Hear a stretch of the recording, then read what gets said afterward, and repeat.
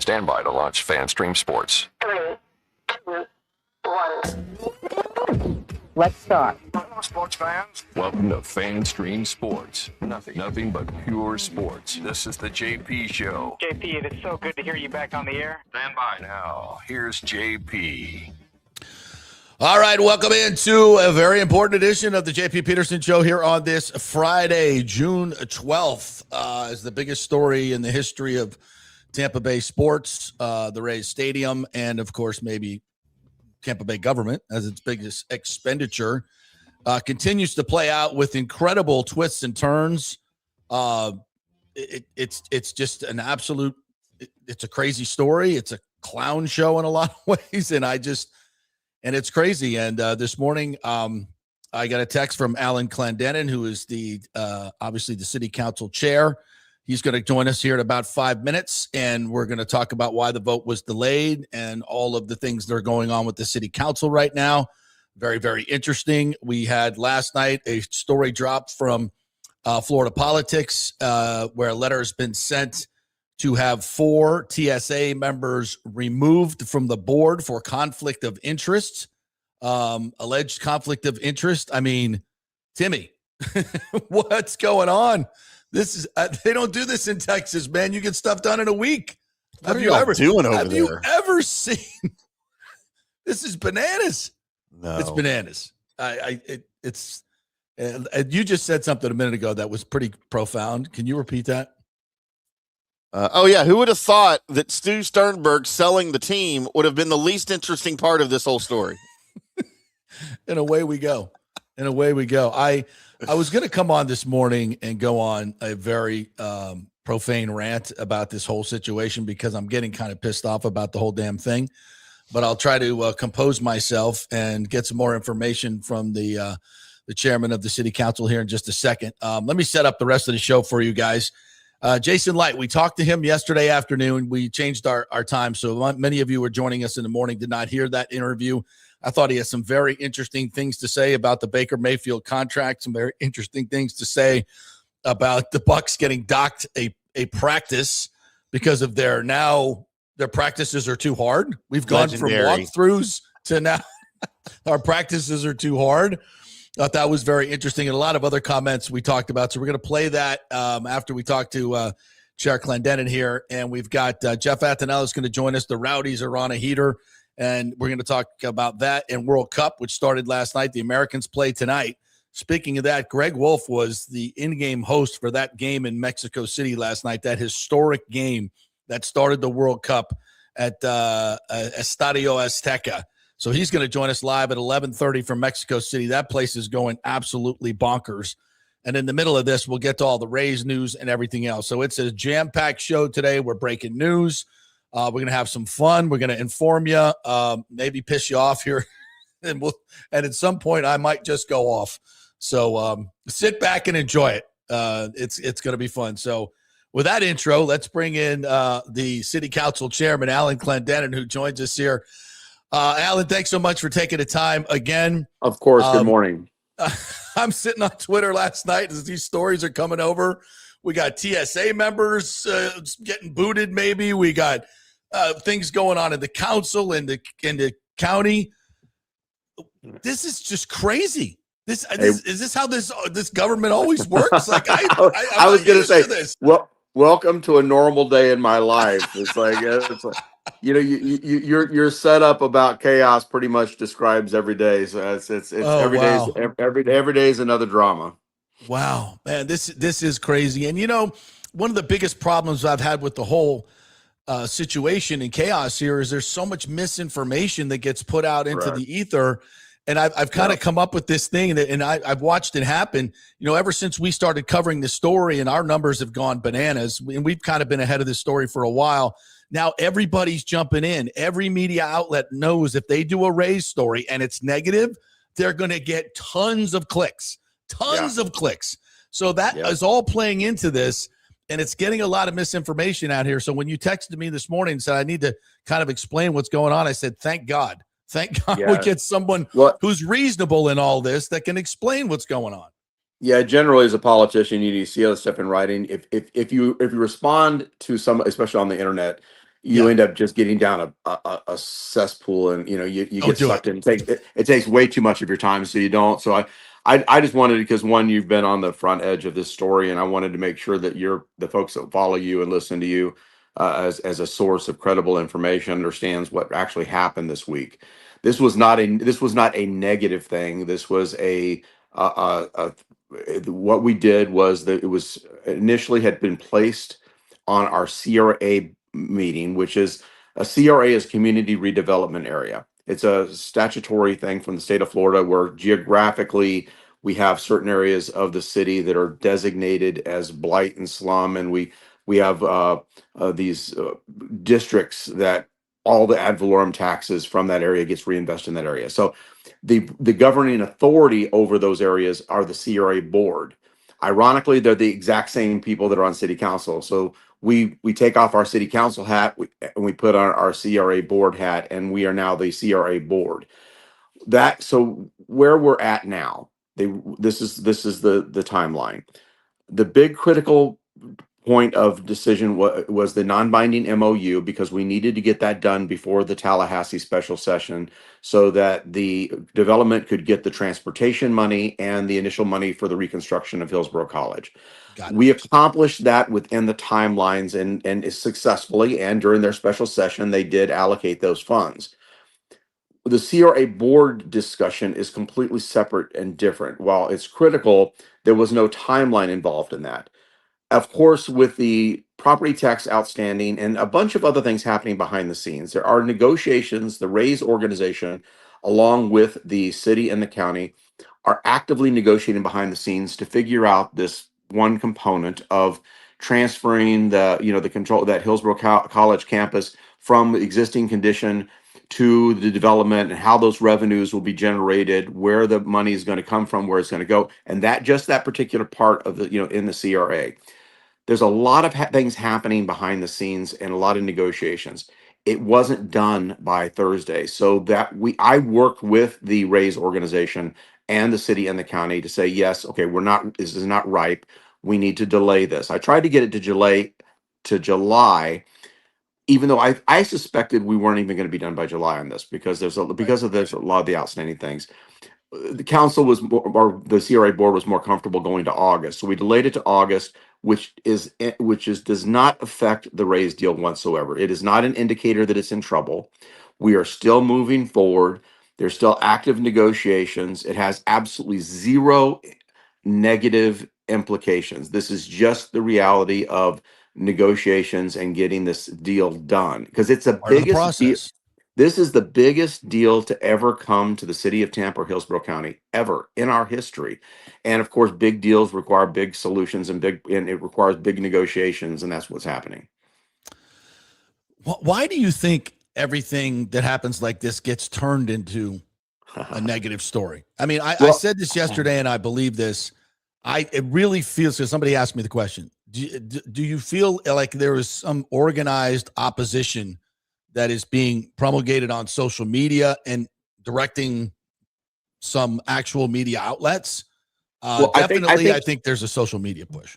I think that there are people out there that are obviously they're against the deal. There's been negativity about this, about deals like this in the past, and there's a group of folks, including folks that I sit with. I have there's two council members that are very, very, very aggressively against this deal. I called that out yesterday during our meeting. Thank you. And the folks that are out there that are against the deal, they're going to pull every trigger they can to try to poison the well. They're going to do that because this is their hill to die on, and they're going to play every political ploy. They're going to play every game to try to poison the well. My agenda is just to do what's right by the city of Tampa. Thank you. That's my role, and understanding that this is a huge deal. This is a huge economic investment. This is jobs. This is economic activity. The irony to all of this, because under the shadows of what happened in Tallahassee with the proposal for reducing property taxes in November, which, by the way, I'm opposed. I think that's a scam. It's a scam as well. But let's say on the off chance that was to pass in November, The irony to this is the exact kind of thing we have to have because it's an economic Exactly. engine. It generates revenue. So this is an offset to losses. So even if the worst case scenario happened and for some reason people were snookered and they passed this sales tax scam, Property tax. I'm sorry, the property tax scam. That even if that was the worst case happened, this is what we need to be looking at. We need to be looking. The day after it passes, you guys would be looking, going, okay, where can we get revenue? What could we get possibly a team to move here and maybe get private a business to give us $8 to $10 billion? This is exactly what you would be looking for. But yet the 100%. opponents use it as a wedge against it. It's silly. Right. It's really not very intelligent. The irony to this is if let's say it was somebody besides a professional team. Right. If it was Microsoft says, hey, we want to come in and we want to spend $6 to $8 billion constructing this campus in Drew Park, we would be begging them to come. Yes. We would be throwing economic incentives to them, like we would be chumming the water. It would look like it would be raining dollars to try to attract them. But for some reason, folks haven't. There's folks out there What is that reason? What do you think that reason is? I think some of it is, I'll be honest with you, and I know this might not set well with others. Is the negotiations on the Raymond James deal with the Buccaneers, the initial 30 years ago? The taxpayers did get a short end of the stick on that.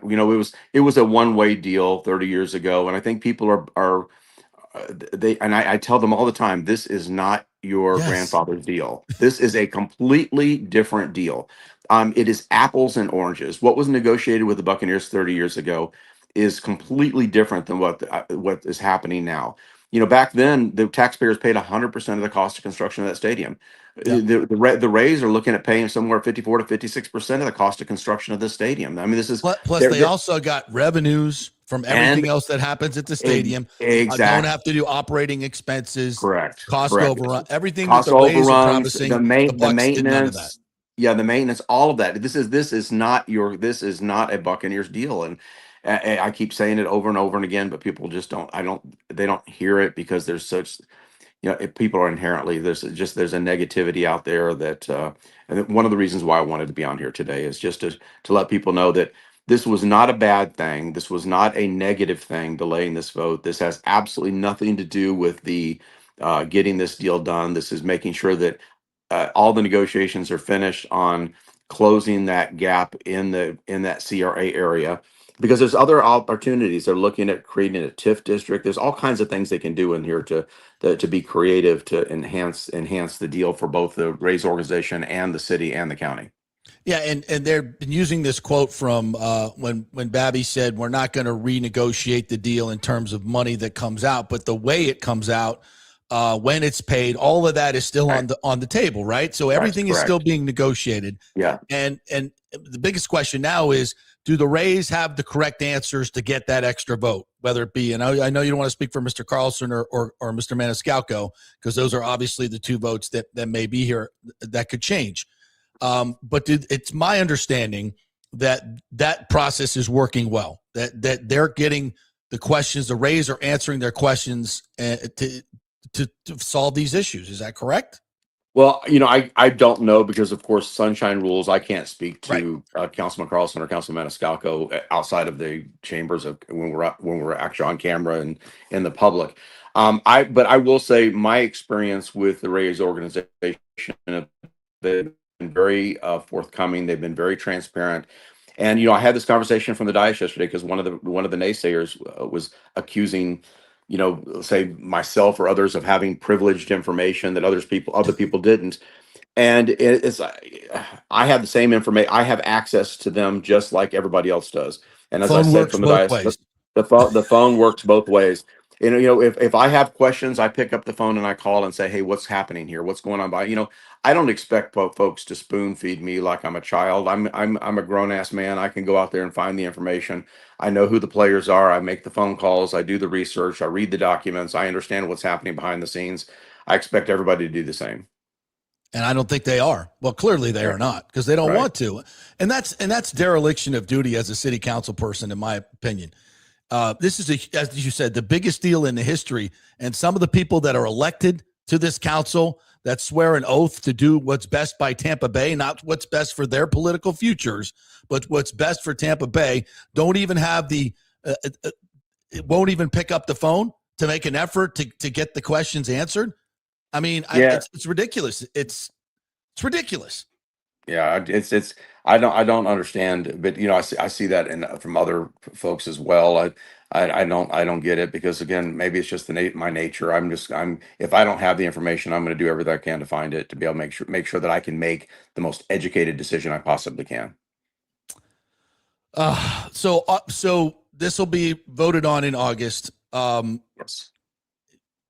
I know you don't talk to the other members. Your sense is you can get this done? My sense is, yeah, absolutely. I mean, by hook or by crook, or you either go through or you go around. I mean, there's lots of different opportunities here. So, and I think everybody understands that behind the scenes. I think the Rays organization understands that, the city understands it, the county understands it. There's ways to accomplish this, and I think it's going to get done. I mean, it's too big of a deal not to get done. It's a big effing deal. I mean, this is. The Bucs thing, you don't think, well, here are the main opponents. People say, oh, you can't do all three: Lightning, Bucs, Rays. And I try to explain, listen, the Bucs $500 million has been set aside. That's right. Probably what they're going to get. That's probably what they need. They asked for 2/3. They're not going to get that. And you also sit on the TSA board. I got to ask you, what's going on there? I know it's not going to be reported in the TBT. I know it's not going to, which is weird. They report everything else, but they're not going to report possible conflicts of interest. They do with some people. They print it every single time, but for other people, they don't print it, which is very interesting. Do with what you will. Well, we had this we had this discussion. Obviously, I was the one vote that voted against what had come out, because I felt like folks needed to go back and look at the charter and the mission and the direction that the TSA is supposed to run under. We manage these facilities. These decision points are not necessarily within the realm of their job, of the job description of folks that serve on the TSA. We manage county-owned facilities on behalf of the county. That's our job. So we are given these facilities to manage, and then based on the direction from the county.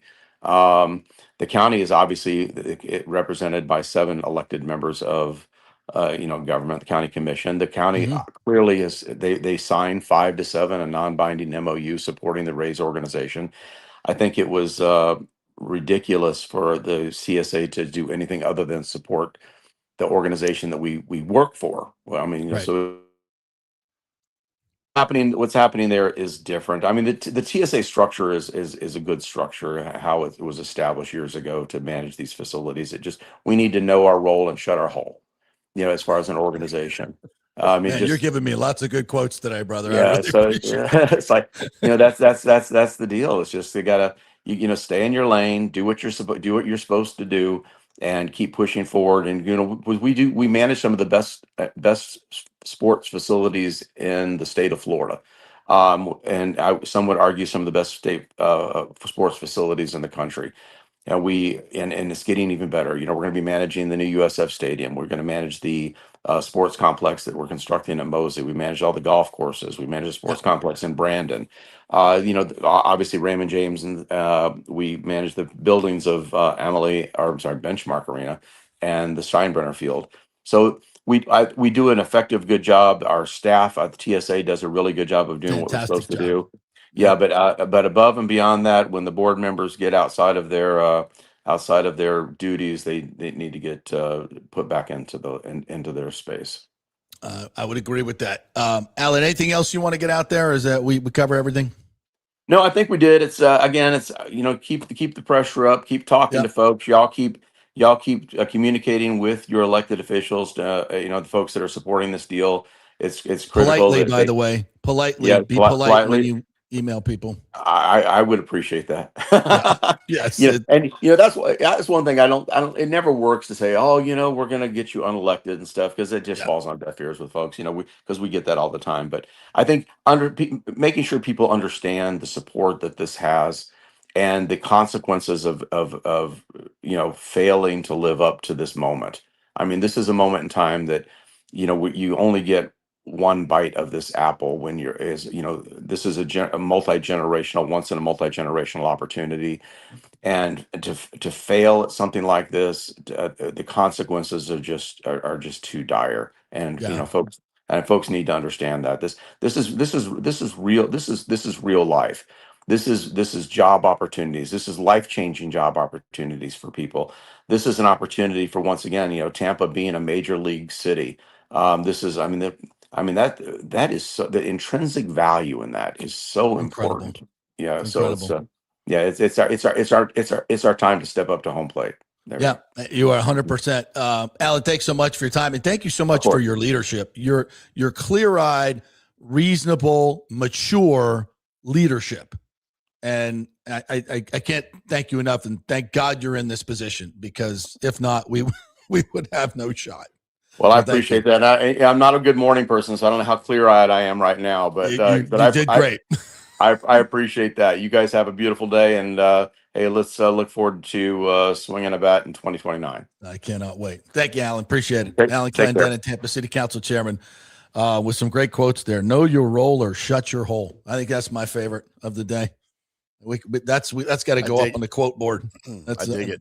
That's going up on the quote board. When I write an article about this interview later today, JP, for FanStream Sports, I'm going to use that quote for sure. Absolutely. Thank you. All right. Gosh, I didn't even mention at the top of the show, Kucherov winning the it should be the headline. Yeah, there's so much to unpack in that particular interview right there. And I think, first and foremost, overarching. Well, and this is, just drives me crazy. Why every TV station, everybody had to do a story about, the vote's delayed. It's dead. The deal is dead. And it's like, no, folks, we reported this 2 weeks ago. Ken Hagan told us this was going to happen. And this happens all the times in politics. If you don't have the right votes, or everybody doesn't have the information, you just delay the vote until everybody has the right information. You can get everybody what they need to know, what they need to hear. And what I heard him say that is most optimistic for me is you're going to find a way. They're going to find a way to get this done. And this is what I've said all along. This deal is too big. It's too important. There's too many important people pushing for this deal, too many smart people, that this is what happens when this type of energy comes together. Things get done. And I with all my being, with all the stupid stuff, because it is stupid stuff. Even the stuff that's going on with the TSA board that came out. And I don't want anybody thrown off the board. I don't want that.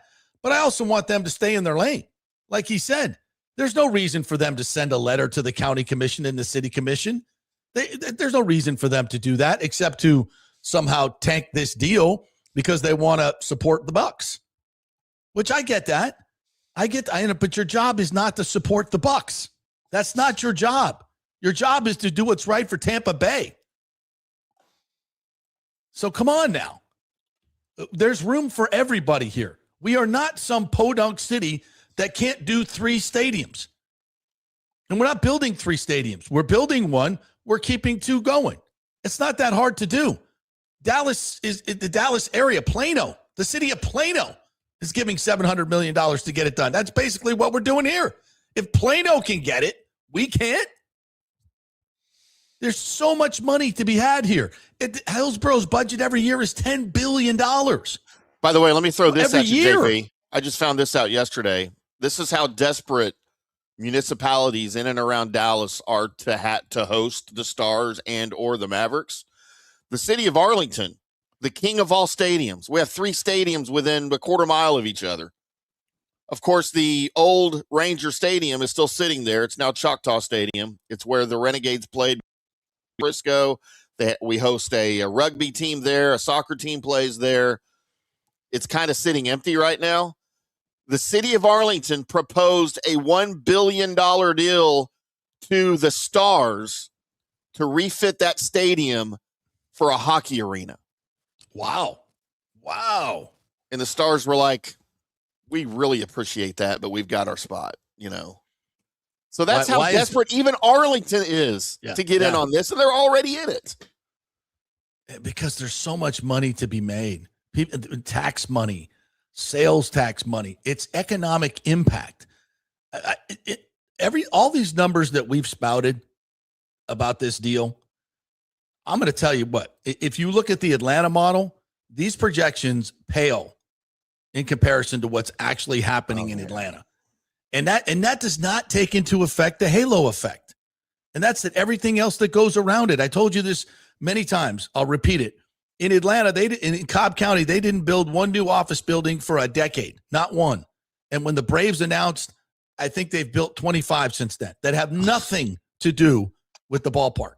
It's funny how that works. It's just around. And you know how much tax money? Do you know how much more tax money the entire Cobb County has brought in? Not just the Battery area. Since they did that deal, it's insane. And everybody said, oh, no, that's just going to be terrible. Cobb County can't afford this. This is a disaster. They have to close everything. Oh, my God. Wrong. 100% wrong.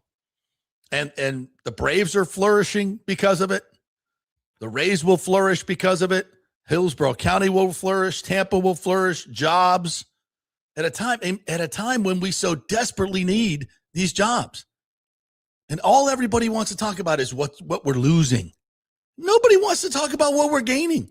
Nobody even talks about the other development. Not a single media entity, not a one, ever talks about the $8 to $10 billion total that's being invested. I never hear that number.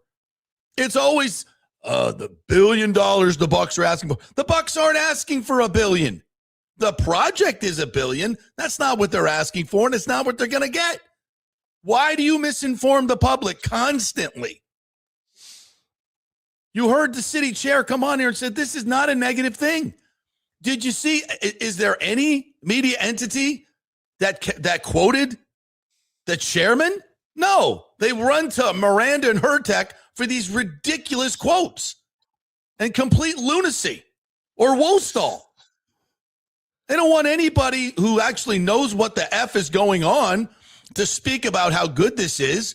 They just want clicks for people to say, oh, the sky is falling. The Rays deal is falling apart. It's fucking ridiculous. I got to go take a Wostall. Yes, we all. All right, let's take a quick break. Jeff Attinella is on deck. I see him there. There he is, looking handsome. We're going to talk some World Cup. We're going to talk some Rowdies. It's a crazy day here. We're going to get to Jason Licht as well and his comments on the Baker contract and the Bucs losing a practice. We're brought to you by the great folks at Genesis of Tampa. I've been driving that GV70. That's what everybody's talking about. It is a phenomenal midsize SUV. The performance, the comfort, the luxury, technology, it's incredible. And they're giving them away in terms of all the money you're going to get for your trade-in. They are making deals at Genesis of Tampa, so get in there while you can, while there's still a few of them left. Genesis of Tampa, 801 East Bears Avenue, right there in North Tampa. Back in 3. Pitch Roofing believes giving back is part of doing business the right way. That's why they proudly offer exclusive discounts to those who gave the most to our communities, including veterans, first responders, seniors, and teachers. And for listeners of the JP Peterson Show, there's even more good news. Pitch Roofing is now offering a special discount just for fans of the show. With so many roofing companies coming and going in Florida, it's important to choose a contractor you can count on long after the job is done, especially when it comes to honoring your warranty. Pitch Roofing is built for the long haul with a reputation for quality, transparency, and standing behind their work. Whether it's a repair or a full replacement, their team delivers honest guidance, quality workmanship, and no high-pressure sales. Call 727-67-PITCH, 727-677-4824, or visit pitchroofing.com to schedule a free estimate. Pitch Roofing, roofing done right. As the Rays enjoy being back in their Tropicana Field home this season that was ravaged by Hurricane Milton, Italiano Insurance wants to remind us all how important it is to be properly insured. 40% of you are underinsured. That can mean financial disaster. Let the experienced and friendly agents at Italiano shop your policies for the best price and the right coverage. Italiano saved me over $1,000 on our auto insurance last year, over $500 on our homeowners insurance. They can do the same for you. That's a grand slam. Might as well get a double play by adding flood insurance and business insurance to your portfolio. Cost less than you think, and trust me, you do not want to risk your home or personal wealth. That's a whiff. So step up to the plate and call 813-877-7799 and chat with our all-star agents at Italiano Insurance, or call our Boca Grande office at 941-964-0400. Hey guys, you already know that Riveters is the best sports bar in all of Tampa Bay, but now it gets even better for Rays baseball season. During all Rays games, check this out, $6 Tito's, $6 Jack, $6 margaritas, all during Rays games. Are you kidding me? And that's always a great pour from the great bartenders at Riveters. Great service, great food, everything is fresh, nothing is frozen. And let me tell you, if you want baseball and wings, you will not find any better than Riveters. Their sauces, like the blue cheese and the ranch, and everything is handmade, and the wings are big, and they're perfect. Wings, baseball, Rays, Riveters. It all comes together during baseball season. Once again, in addition to all the great food and service you get, $6 Tito's, $6 Jacks, $6 margaritas. It's time to celebrate. Baseball season is back, and celebrate at Riveters. You know where it is, right there on Dale Mabry, just north of 275, just south of the stadium. See you there at Riveters. Hey, the Golden Diamond Source wants to be your family jeweler, so don't wait any longer to find that one-of-a-kind perfect engagement ring for that special someone in your life. At the Golden Diamond Source, they can design anything you want personally. The Golden Diamond Source can help you trade in your old broken jewelry and use it towards a new purchase as well. And with gold prices at record high, now is the best time to do it. They only sell natural diamonds at the Golden Diamond Source, so if it's a real love, it should be a real natural diamond. Don't start your relationship with a fake diamond. Bad idea. And with the Golden Diamond Source first-time buyer program, you can learn all about the 4 C's in all the different shapes and styles. And they are able to show you a huge selection of inventory to choose from. And don't forget, 0% financing for up to 5 years. If you finance $5,000, it's only $83 a month. Make sure it's a Golden Diamond Source diamond, 3800 Almerton Road, always online at goldendiamond.com. It's a love you give only at Golden Diamond Source. Hey, JP here for Genesis of Tampa and the Murphy Auto Group. I think the best way to experience a business is to use that business. And I just did at Genesis of Tampa. Just bought a GV70, a 2023, and it feels and drives all new. It's an absolutely fantastic car. The technology, the comfort, and the price, absolutely outstanding. Frankly, I never thought I could get into a car like this, but they made me a deal I could not refuse. And I also get the VIP service where you can just drive right up, their pit stop service. They'll top off all the fluids, make sure your air in your tires is good, new wipers if you want them. If you need extended service, they will come to you, bring you a courtesy car, and then bring your car back. What more do you want? The experience was just VIP all the way. And you can get that at Genesis of Tampa. And don't forget, you can get extended warranty, which I did. So I have worry-free miles up to 100,000, and all they do is just take it in. Actually, I don't have to take it in. They come to me. It's perfect. It's Genesis of Tampa right there, 801 East Bears Avenue, right off of 275. Go see them and tell them JP sent you. Let's go. Right now, back to the show on FanStream Sports. Oh, what a day, what a day. So much going on in Tampa Bay. Oh, I rhymed there. It's like Dr. Susan. Yeah, took you over did. The show. Big thanks to Italiano Insurance, the great folks over there. They will soon be part of Gallagher Insurance. A little name change, but same great folks, same great customer service you've known for over 65 years. They do all the work. You save all the money. ItalianoInsurance.com at 813-877-7799. All right, let's welcome in our good friend Jeff Attinella, USF Hall of Famer, great goalkeeper, MLS, all that great stuff. And he is our soccer expert. And oh, is that the Stars and Hoops kit we're wearing there right there? Is that what that is? Just released. We had to bust it out. It seemed fitting for the day. You got Rowdies Nice. going on, World Cup going on. It just seemed, I don't know. I like it too. It's kind of nice. Yeah, it's fab. It's fab. It's not the regular colors, but I like it. So tell everybody what this is all about, because you guys got some big games coming up, right?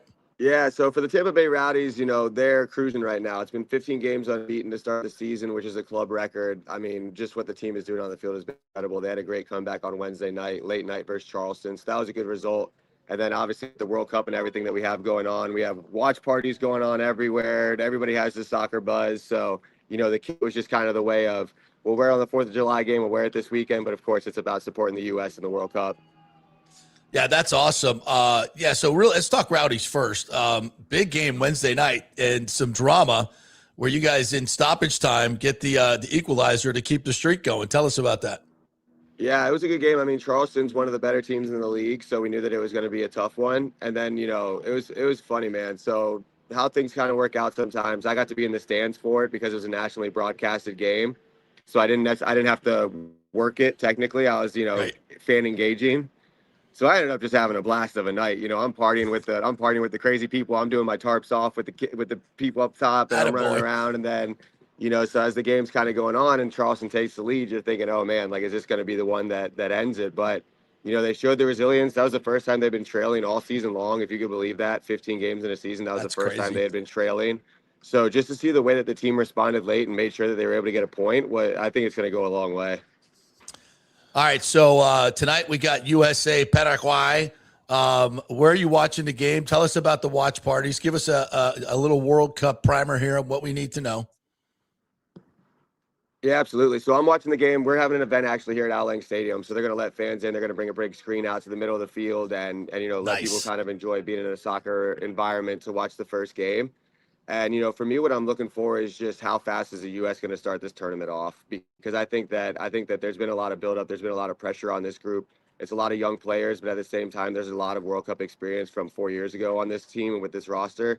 And when you talk about the head coach, Pochettino, I mean, he was brought in to make sure that this is the most successful World Cup that the U.S. has had with this group of players. So for me, I'm excited. I think that they're going to start fast. That's my hope. Come out, send a message to the group, let everybody kind of calm down a little bit, that they know that they're favored in this group and they're supposed to win this group.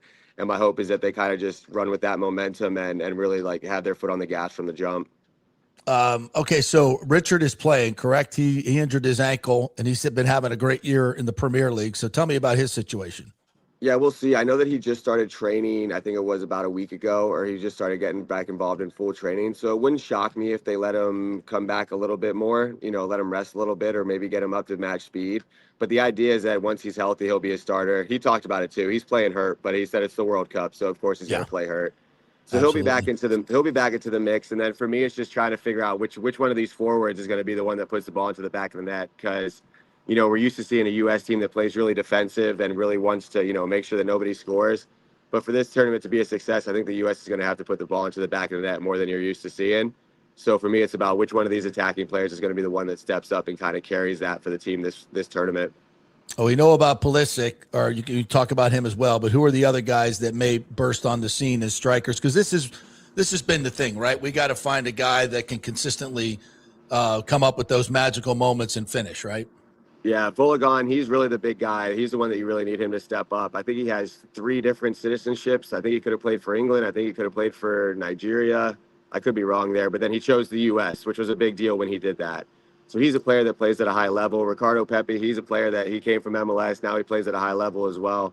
So he's somebody else that's going to need to do it. And then from there, it's kind of a collective effort, right? You need Pulisic to be the best player on the field. That's just kind of a given. That's just the role that he takes on. And then, from there, you got the different players. Like, is a player like Tillman going to step up? He did a good job throughout the course of, Pochettino coming in. Is Haji Wright going to step up? It's about finding those other guys too, but for me, it's all about Bolagon, Pulisic, and then seeing, who else kind of complements that mix and starts putting the ball into the back of the net as well. All right, so I know you guys are hosting something there. There's other places that people go watch games. If they're in Tampa, if they're in North Tampa, all the hot spots. Give us a few spots if you just want to go out tonight, because you can't watch. I'm kind of feel like you can't watch the World Cup at home, right? That's this. You got to go out and enjoy it. Like, put your red, white, and blue on and go out and watch with people, right?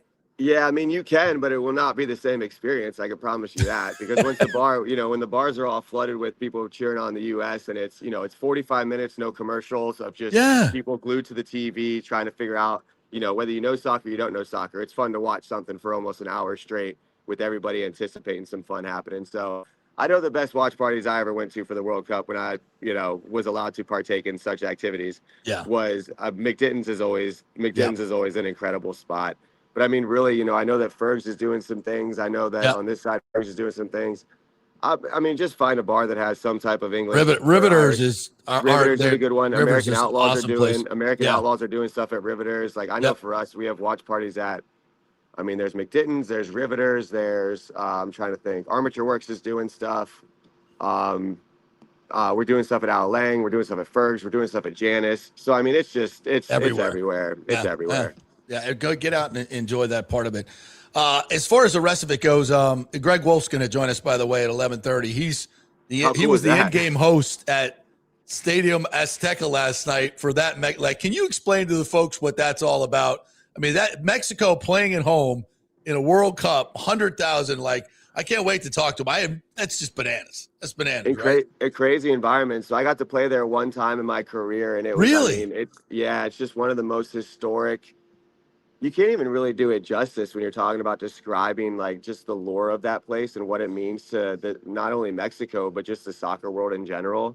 There's this long tunnel that you walk down, and I mean it's probably hundreds of yards. This tunnel that you walk to the field, and on the walls it's every single team that's ever played there, and then it's every single concert too. So like, you know, you're getting like the Michael Jacksons of the world. You're getting the different like historic concerts that have ever been there, and just seeing the pictures and everything that's ever happened at the stadium. So cool. And then you walk out, and it's just a cathedral. I don't know how else to describe it. That's like, a great word. You know how the Rose Bowl is a cathedral in college football? Yeah. I mean, it is a cathedral of world soccer. And for Greg to be down there doing that, it's nuts. I can't wait to hear his experiences. Yeah, I can't either.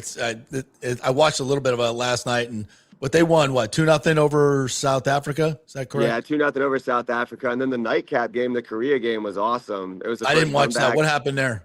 Like Czechia went up 1-0. They hadn't scored a World Cup goal in over 20 years, so they were going nuts. Korea responded with an awesome goal. Czechia had a goal called back off sides late in the game. Then Korea went and scored, so they came back and won 2-1. So it's just a good reminder of like, even if you have no idea who's on the field playing, the passion and the level at which they play and what it means to everybody is just worth tuning into.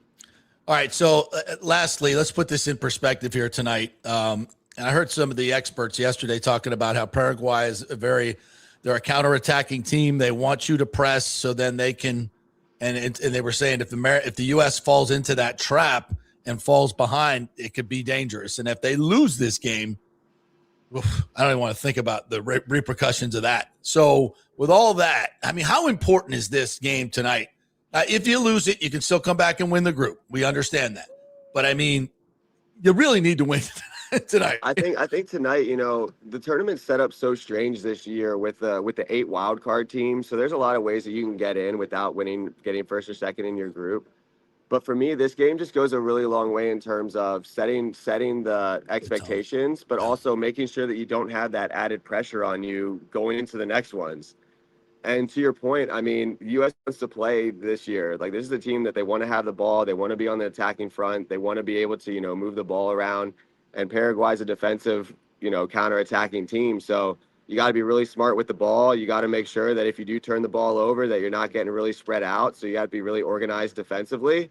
But to your point, I mean, it's a game that the U.S. should win. And with this group of players, with this coach, being on U.S. soil, all those things, it's one of those things where they should win this game. And with the expectations where they are, you expect them to win this game. And if they don't, then it's, you know, you're under a lot of pressure to beat some teams that are going to be really challenging to beat.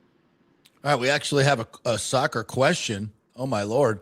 Who's going to be the starting goalkeeper tonight, Matt Turner or Matt Freese? If it's Freese, then I'm a little nervous, he says. Turner has the experience, and I'm not sure Freese has proven enough yet on the biggest stage. That's from Michael LaRue. Do you have any thoughts on that as a goalkeeper?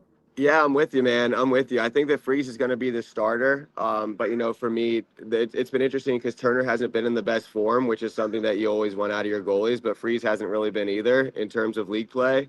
But Freese has just kind of been Puccettino's guy from the jump. You know, he came in the Gold Cup and locked in the position, and he's been the starter. But I'm kind of the same way. Like, I appreciate the experience of being in the moment. And Turner's played in the World Cup. He's been in those moments. So, like, I personally would lean towards experience when you're talking about these two. But, you know, I think Freese is going to be the guy, and it's going to be his Paraguay game. And, you know, whether he's the guy going forward for the rest of it, if Paraguay doesn't go well, I think that's a question mark. But, you know, it's Freese's net, and it's his until he gives it up. So I think we're about to figure out, you know, how that we don't know out. At this point. We don't even know. We won't find out until tonight. They don't announce it, but I mean, Freese played the Germany game, and the Germany game was the one where it's like, okay, let's get this guy going, get him loosened up, and get him a little bit of a taste of it. So I'd be shocked if it wasn't Freese at this point. But I'm with you. I would personally, I like the experience of it, but you know, I'm not in there day in and day out and seeing how these guys are playing. Right. Yeah, exactly. All right, Al Lang tonight will host a watch party. You will be there doing your tarps off thing again with your kit. I love it. And by the way, they can purchase those, right? The Stars and Hoop kit at on the Rowdies website. Or yeah, very limited supply. Actually, I had to work pretty hard to get this one. So, Wow. Make sure if you want them, they're cool. So it's a limited supply. So if you want them, get on there now because they're gonna go pretty quick. I think once people get a good look at them. So, all right, Jeff, great stuff, man. Let's talk next week as well. All right, sounds good, brother. Appreciate it. Go USA. USA. I'm looking forward to this tonight. It's a big deal. It's a big deal, Timmy. Man, I'll take your word for it. Yeah, I think I maybe get Big O out of the house tonight to come watch at Riveters with us.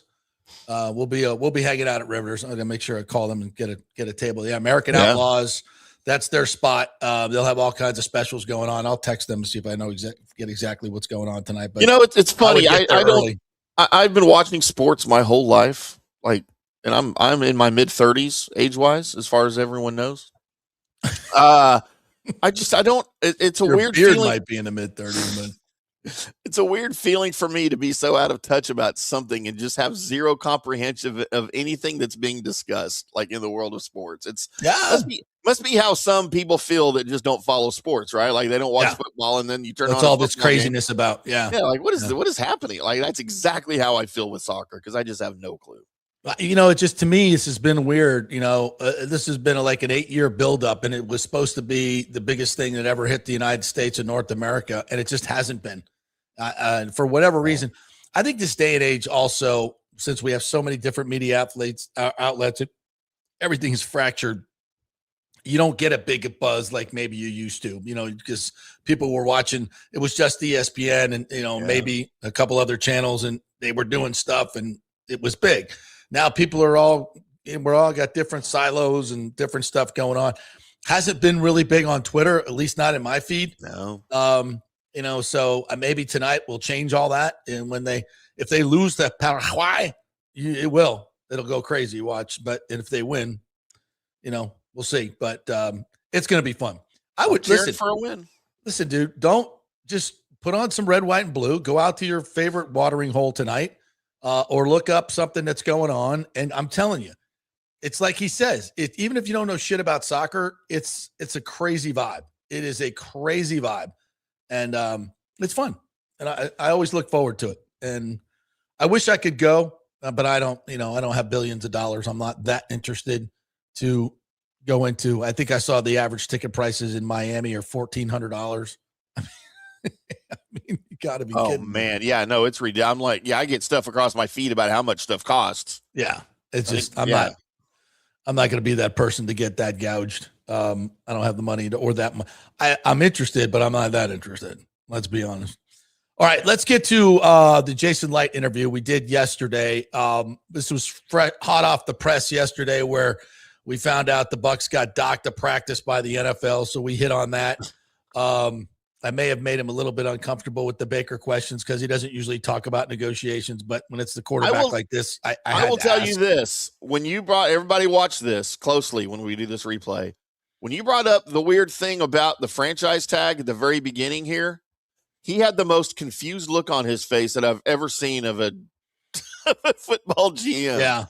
Because he just had no clue where that came from. I probably should have researched it a little bit more before I asked it, but it's been out there. Yeah, it has. I saw it. It's been out there, so I wanted to get it right from the horse's mouth, and then I wanted to ask him the question.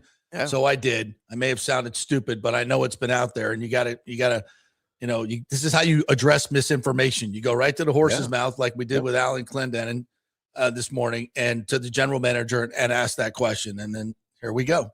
So here it is. Enjoy. I have a limited time with you, so we're going to jump right into it. And there's no pre-op question. What's going on with Baker? What's going on with Baker? We got to know. I had heard something that there's something in his contract that maybe you can't franchise him because there's something right after the season that's in his contract. So the franchise tag is still on the table. Somebody put that out there, so I was going to ask you the question, right? So what's good overall? How's it going with Baker, and would you be able to franchise him if it came to that? Well, all teams can use the franchise tag on a player. So, I mean, unless they have it written in the contract, but that's furthest from our mind right now. And, we first of all, we love Baker. nobody wants to see Baker go anywhere else. And it's just, we've had some discussions, and we'll continue to have some internal discussions and see and try to bring this to a closure one way or another. But no one wants to see Baker go anywhere. So, and no one's worried about how Baker's mindset is going to be. I've had conversations with him about that, and he's all about wanting to win. So he's in good place. Were you surprised by his comments and say that you guys weren't close? How would you characterize it? I respect Baker. He's free to say whatever he wants to say. It's and that's the way he's wired. And I have nothing but love for Baker. So, I'll keep all that stuff internal. Yep. I never use the media for. I have to ask. I know you do. I'll keep all that stuff internal, but any discussions that we have. But hey, our feelings about Baker have not changed. Yeah, you would like him to be here a long time. Oh yeah, I would. Yeah. All right. OTAs, the rookies. I was out there today. Finally got eyes on Bain. Boy, he's something else. What have you seen of these young men that you like so far at OTAs? Yeah. Well, Ruben has been as advertised. He's, he's very powerful. You don't really see all that without pads, but just very athletic. But just the thing that stands out the most here in this setting is just his professional approach and just how his will to be the best, and his just the way his work ethic and all that. And it's always great when your first pick has those qualities, because it tends to bleed into your entire class, because they all kind of look up to that first round pick. So, and then Josiah is wired the same way. I mean, he's works so hard, and he's so smart, and just such a pro. And we can go down the list. I'm very, very happy with the entire class right now. Tell me a little bit about this lost practice. I mean, I was kind of taken aback when Todd said 3 or 4 guys hit the ground and you guys got penalized by the NFL for having too tough of practices. We've turned it around, apparently. Yeah, the league can check in on our practices, and they're wanting to make sure that everybody's compliant and making sure that they're trying to protect the players, which I understand. And we had to lose a practice because of it. It's something we had to. Todd had to tell the players we don't want them getting hurt out here either. So right. We've got some new guys that have a lot of juice, and we've got some young guys that want to prove themselves. And sometimes things get a little steamy out there, and but I think we got to be smart. Got to be smart, and that's what we're going to do. I know Benjamin Morrison didn't practice today. Just in general, do you have enough depth at corner and safety? Would you like to maybe see what you got and then maybe add something come training camp time, maybe a veteran at either one or both of those situations?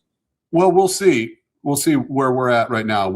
I do like what we have right now, and then we haven't had J.J. Roberts out there yet, and very excited to see him. He'll be ready to go to training camp. And then I do like what we're seeing with our group of corners right now.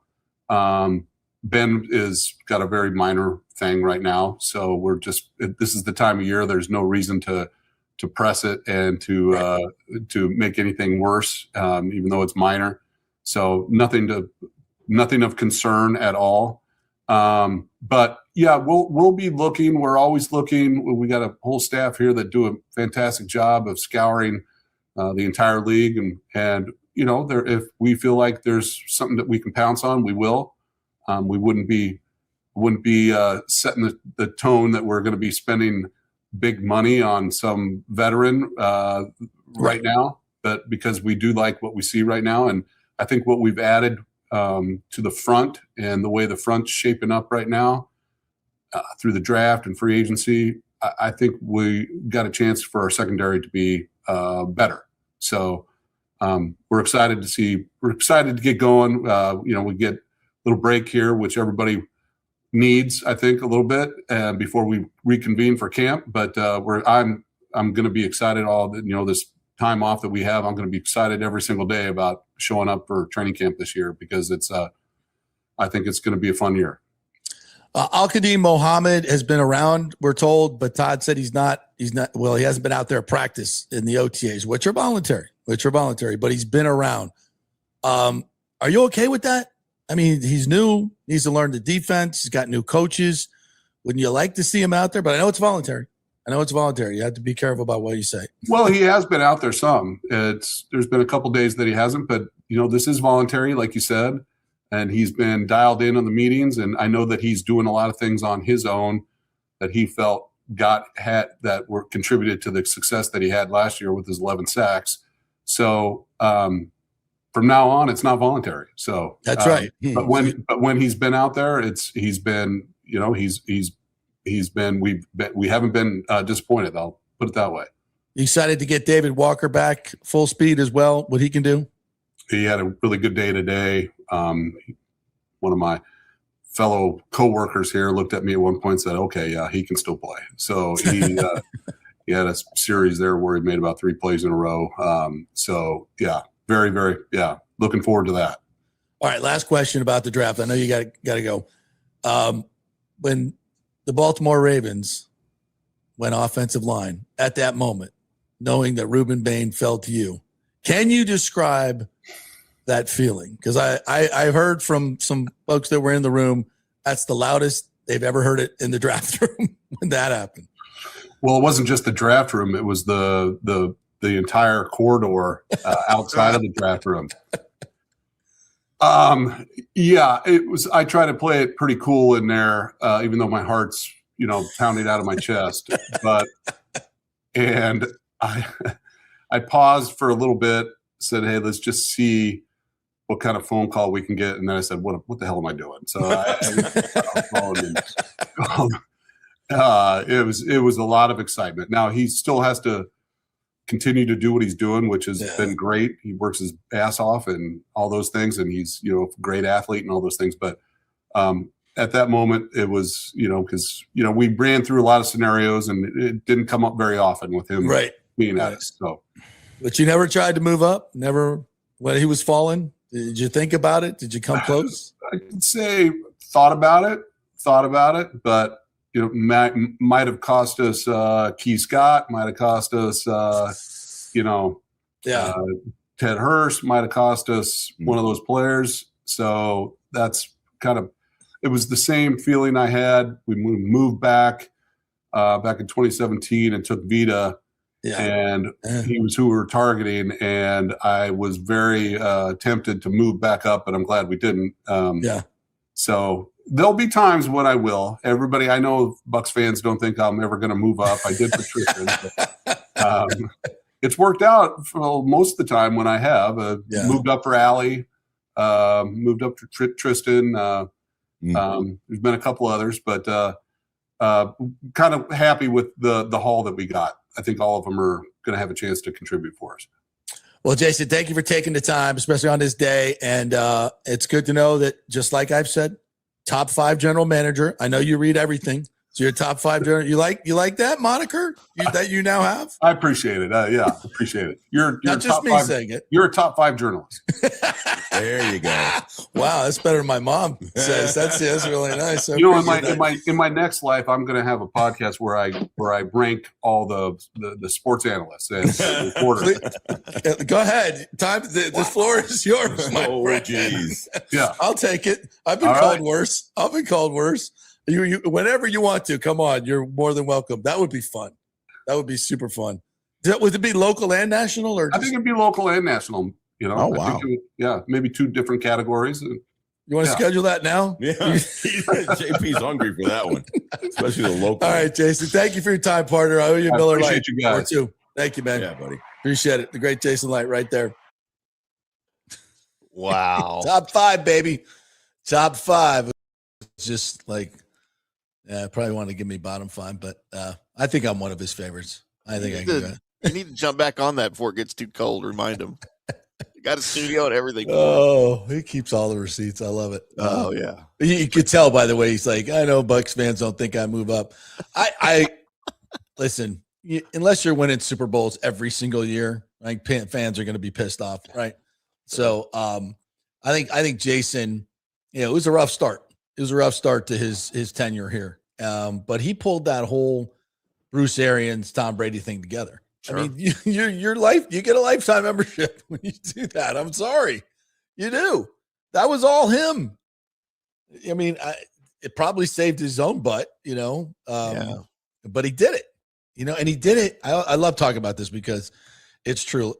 So much in sports and being a general manager and in business, everything in life is about building relationships.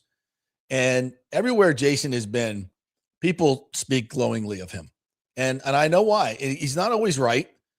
He makes mistakes like we all do and every general manager does, but he owns them. And he's very authentic. And he is, he's about as authentic a general manager and down to earth as maybe anybody I've ever met in this business. He's unique. It's just like a regular dude that just became general manager of a franchise. And so that makes him likable. And he's authentic, and you build relationships that way. I would say to everyone out there, young, old, whatever, and I certainly haven't been perfect at this in my life, but building relationships, being authentic, being that person will get you very, very far in life. And the Glazers trust him implicitly because of that, because he's willing to be better and learn and constantly learn. And I think he's done a hell of a job. The reason he got Bruce Arians to come out of retirement is because he had a great relationship with him. Yeah. And Bruce's relationship with Tom Brady and got that going. And Jason's relationship with Tom Brady, they cross paths a little bit here and there. So yeah, and you go through when you work at a lot of different places, you meet a lot of different people and you build relationships, and he's done a hell of a job at it. And I look at this roster right now, and I was going to ask him this yesterday, but I did not, for multiple reasons. If I was him, and he would never admit this, but if I was him, I think it would have been really hard, and may have been really hard for him to say, we're going to stick with Todd Bowles. I would feel that I built a roster that should have won the NFC South last year. I know there were injuries and everything else, but that team should have won the NFC South last year. That's just my opinion. Why Bowles is still here, and I love Todd, great dude and all that, but just 500 coaches do not survive in this league 4 years in. They just don't. And for some reason, Todd did. And I'll just say this roster, if this roster goes 8-9 with this schedule, man, something's wrong. Yeah. Because look, the GM gives you the players, the head coach, makes the cake. Well, especially if your deficiencies are on defense again, right? Right. That's the telltale right there. Right. And you're a defensive head coach, and you have to keep hiring. Right. Yeah. Yeah. Tough. So it's just we'll see. But this roster, and just watching the guys yesterday, getting my eyes on Ted Hurst and Ruben Bain, these guys have an opportunity to be really good, and they're bigger across the front line. They're faster, and there's attitude. There's attitude. It's funny, this whole losing a practice thing. The guys talked yesterday. I didn't stick around for that, but I went and saw the interviews, and they're like, yeah, we got an edge to us. And there was one part of practice yesterday where they were doing defensive line drills, and one of the defensive linemen, I won't name names because maybe the NFLPA will find somebody. I want to do that. But he just, they were doing man-on-man stuff, and he hit him a little too hard and almost knocked him over. And they all started laughing because clearly they've been talking about this. And it's just kind of everybody reacting to it. And they're like, oh, don't do that. Don't do that. But, you want the reps to be reps, right? You want the reps to be reps. You don't want anybody half-assing it. And listen, I've been out to some of those practices, many of those practices in training camp, and I kind of, frankly, roll my eyes at a lot of the stuff that goes on. It seemed to be a little bit different yesterday. There was a little bit more energy to it.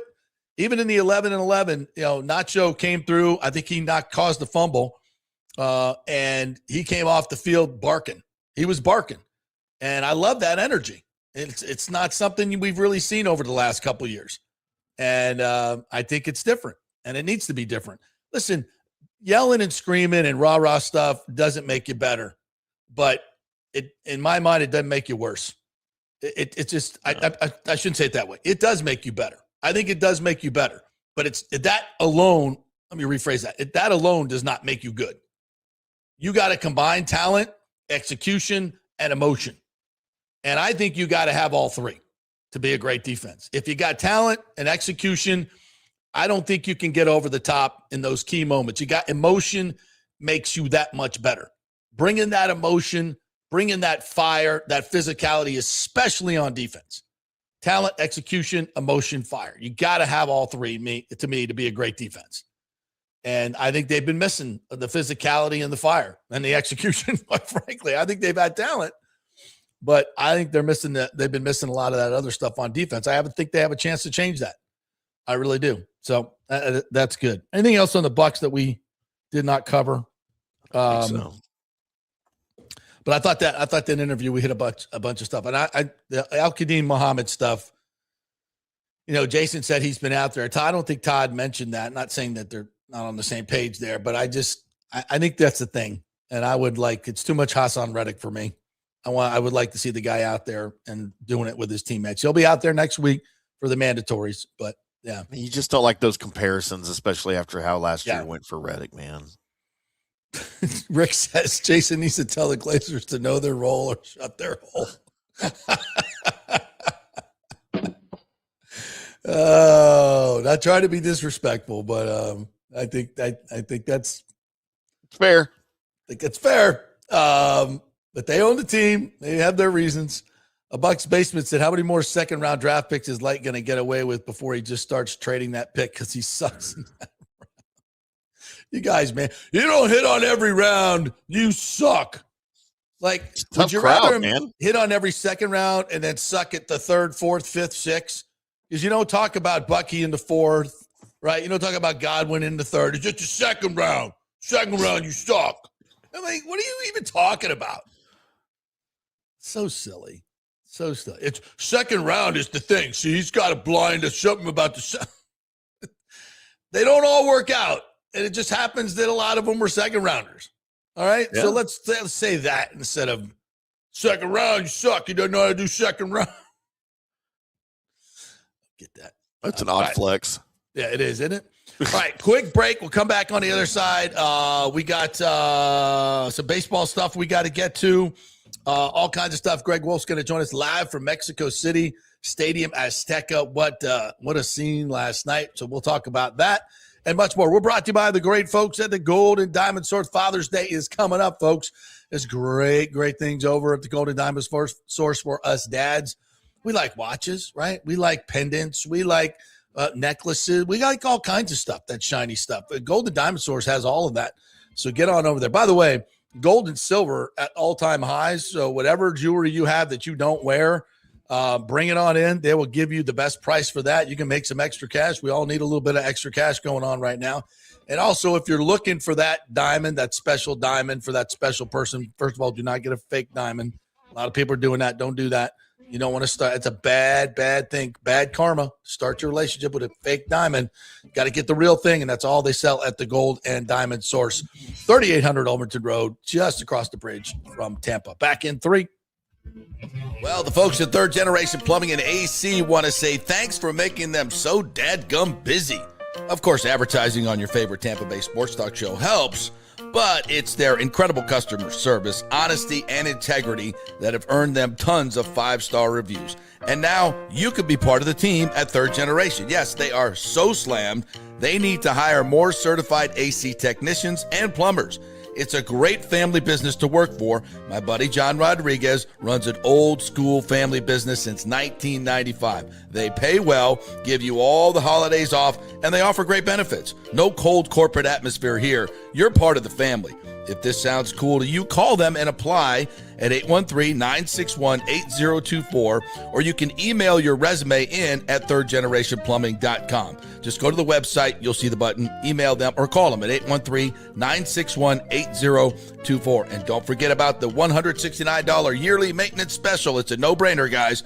thirdgenerationplumbing.com, and they also do AC. Ciao, Paolo Tini here, owner of Caffè Paradiso, voted #3 People's Choice Award on Open Table. I want to thank all our loyal family of customers that have been enjoying our great traditional Italian dishes we make from scratch every day. It's a great family story we're proud of. Our family moved from Rimini, Italy in 1984. My dad, Caesar, started Donatello, and that's where I got the start in the restaurant business. I started Caffè Paradiso on South McDill in 1995, and we've been there ever since. From our traditional ossobuco, a veal slow roast for 4 hours, to our daily fresh catch, the Gruppo Paradiso, with a piccata sauce and lobster claw meat, homemade pasta like lasagna, farfalle salchicha, which is a bow tie pasta homemade with fresh sausage. Hold on a minute, JP's favorite. I love it. So come and have a glass of wine with me on South McDill. Get a reservation on Open Table and see all our 5-star reviews. Ciao, see you soon at Paradiso.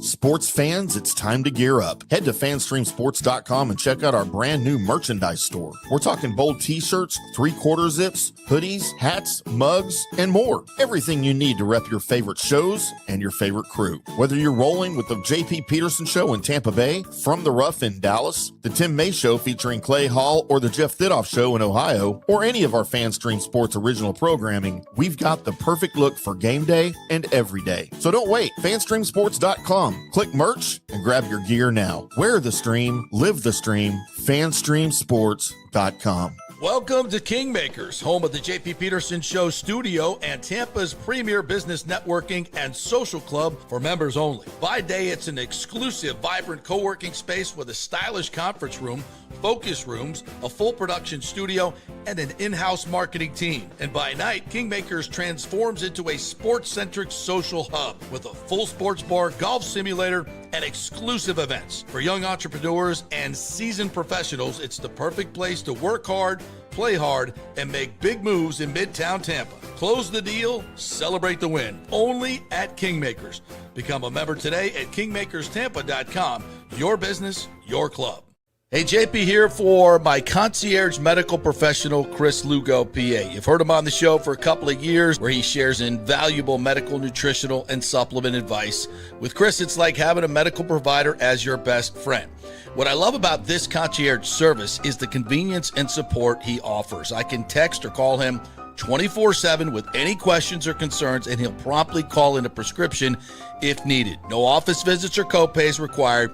It gives me peace of mind knowing I have someone genuinely invested in my health, not just focused on insurance profits. And the best part, the Bay Area Modern Medical Center's personal concierge service is more affordable than you might think. Don't let insurance companies dictate your health care. Take control of your health and wellness today. Visit BAMMC.com for more information and to schedule your initial free consultation. Empower yourself and take charge of your personal health with BAMMC.com. Let's go. Right now, back to the show on FanStream Sports. All right, welcome back to the JP Peterson Show here, brought to you by Cafe Paradiso, the best Italian restaurant in all of Tampa Bay. Also, Riveters is the place to go to watch the game tonight. I'm pretty sure that's where we will be watching the game. It is at the American Outlaws. That's where they gather as well. So if you want a great soccer environment to watch the World Cup tonight, watch Team USA, Riveters is the place to go. I suggest you get there early to get a table and get your spot because it's going to be jumping.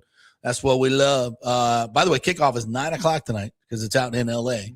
So they call it that? What's that? Kickoff? Kickoff? You call it that? I don't think they do. That was, I don't know what. I don't know what you call it. Face off? I don't know. It's not a face off. It's not a kickoff. Tip off? First pitch? Go to AI and find out for me, will you? By the way, every day 3 to 7 is happy hour, so I would get there maybe a little bit before 7. Order your food, get the good, it is kickoff. It is kickoff. Yeah. Okay. Well, good. There you go. Then I got it right. So yeah, check it out. RivetersTampa.com is the website, just north of 275 on Dale Mabra, just south of the stadium. All right, let's get to some of the. JP, I have some. I didn't warn you of this ahead of time, but I have a very short video clip I would like to play for you. Oh, please do. If you love John Tortorella, your coach of the Vegas Golden Knights, as a true travesty happened last night as the Carolina Hurricanes take a 3-2 series lead over the Golden Showers of Vegas. Yeah, that was a disappointing game last night. Vegas has had some goaltending issues this entire series. I believe Hart's the only goaltender ever to allow 4 games of 4 goals or more, and now he's made it 5 after last night. So a reporter asked to me a very pertinent question to John Tortorella last night. Standing up. Okay. John, did you consider at all going to Aiden Hill in the third period, or was there any conversation you thought about Christ, that could be the stupidest question I've heard.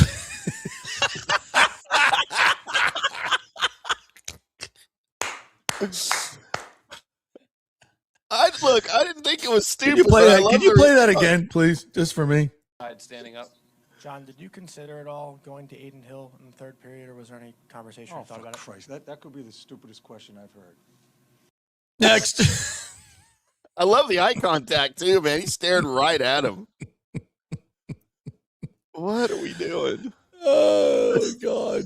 Yeah. John Tortorella. Yeah. I mean, I'm trying to think of the goals last night for Carter Hart. I mean, they weren't soft, but they were there. So. There was one that the second one maybe went through him. Valid question, I thought.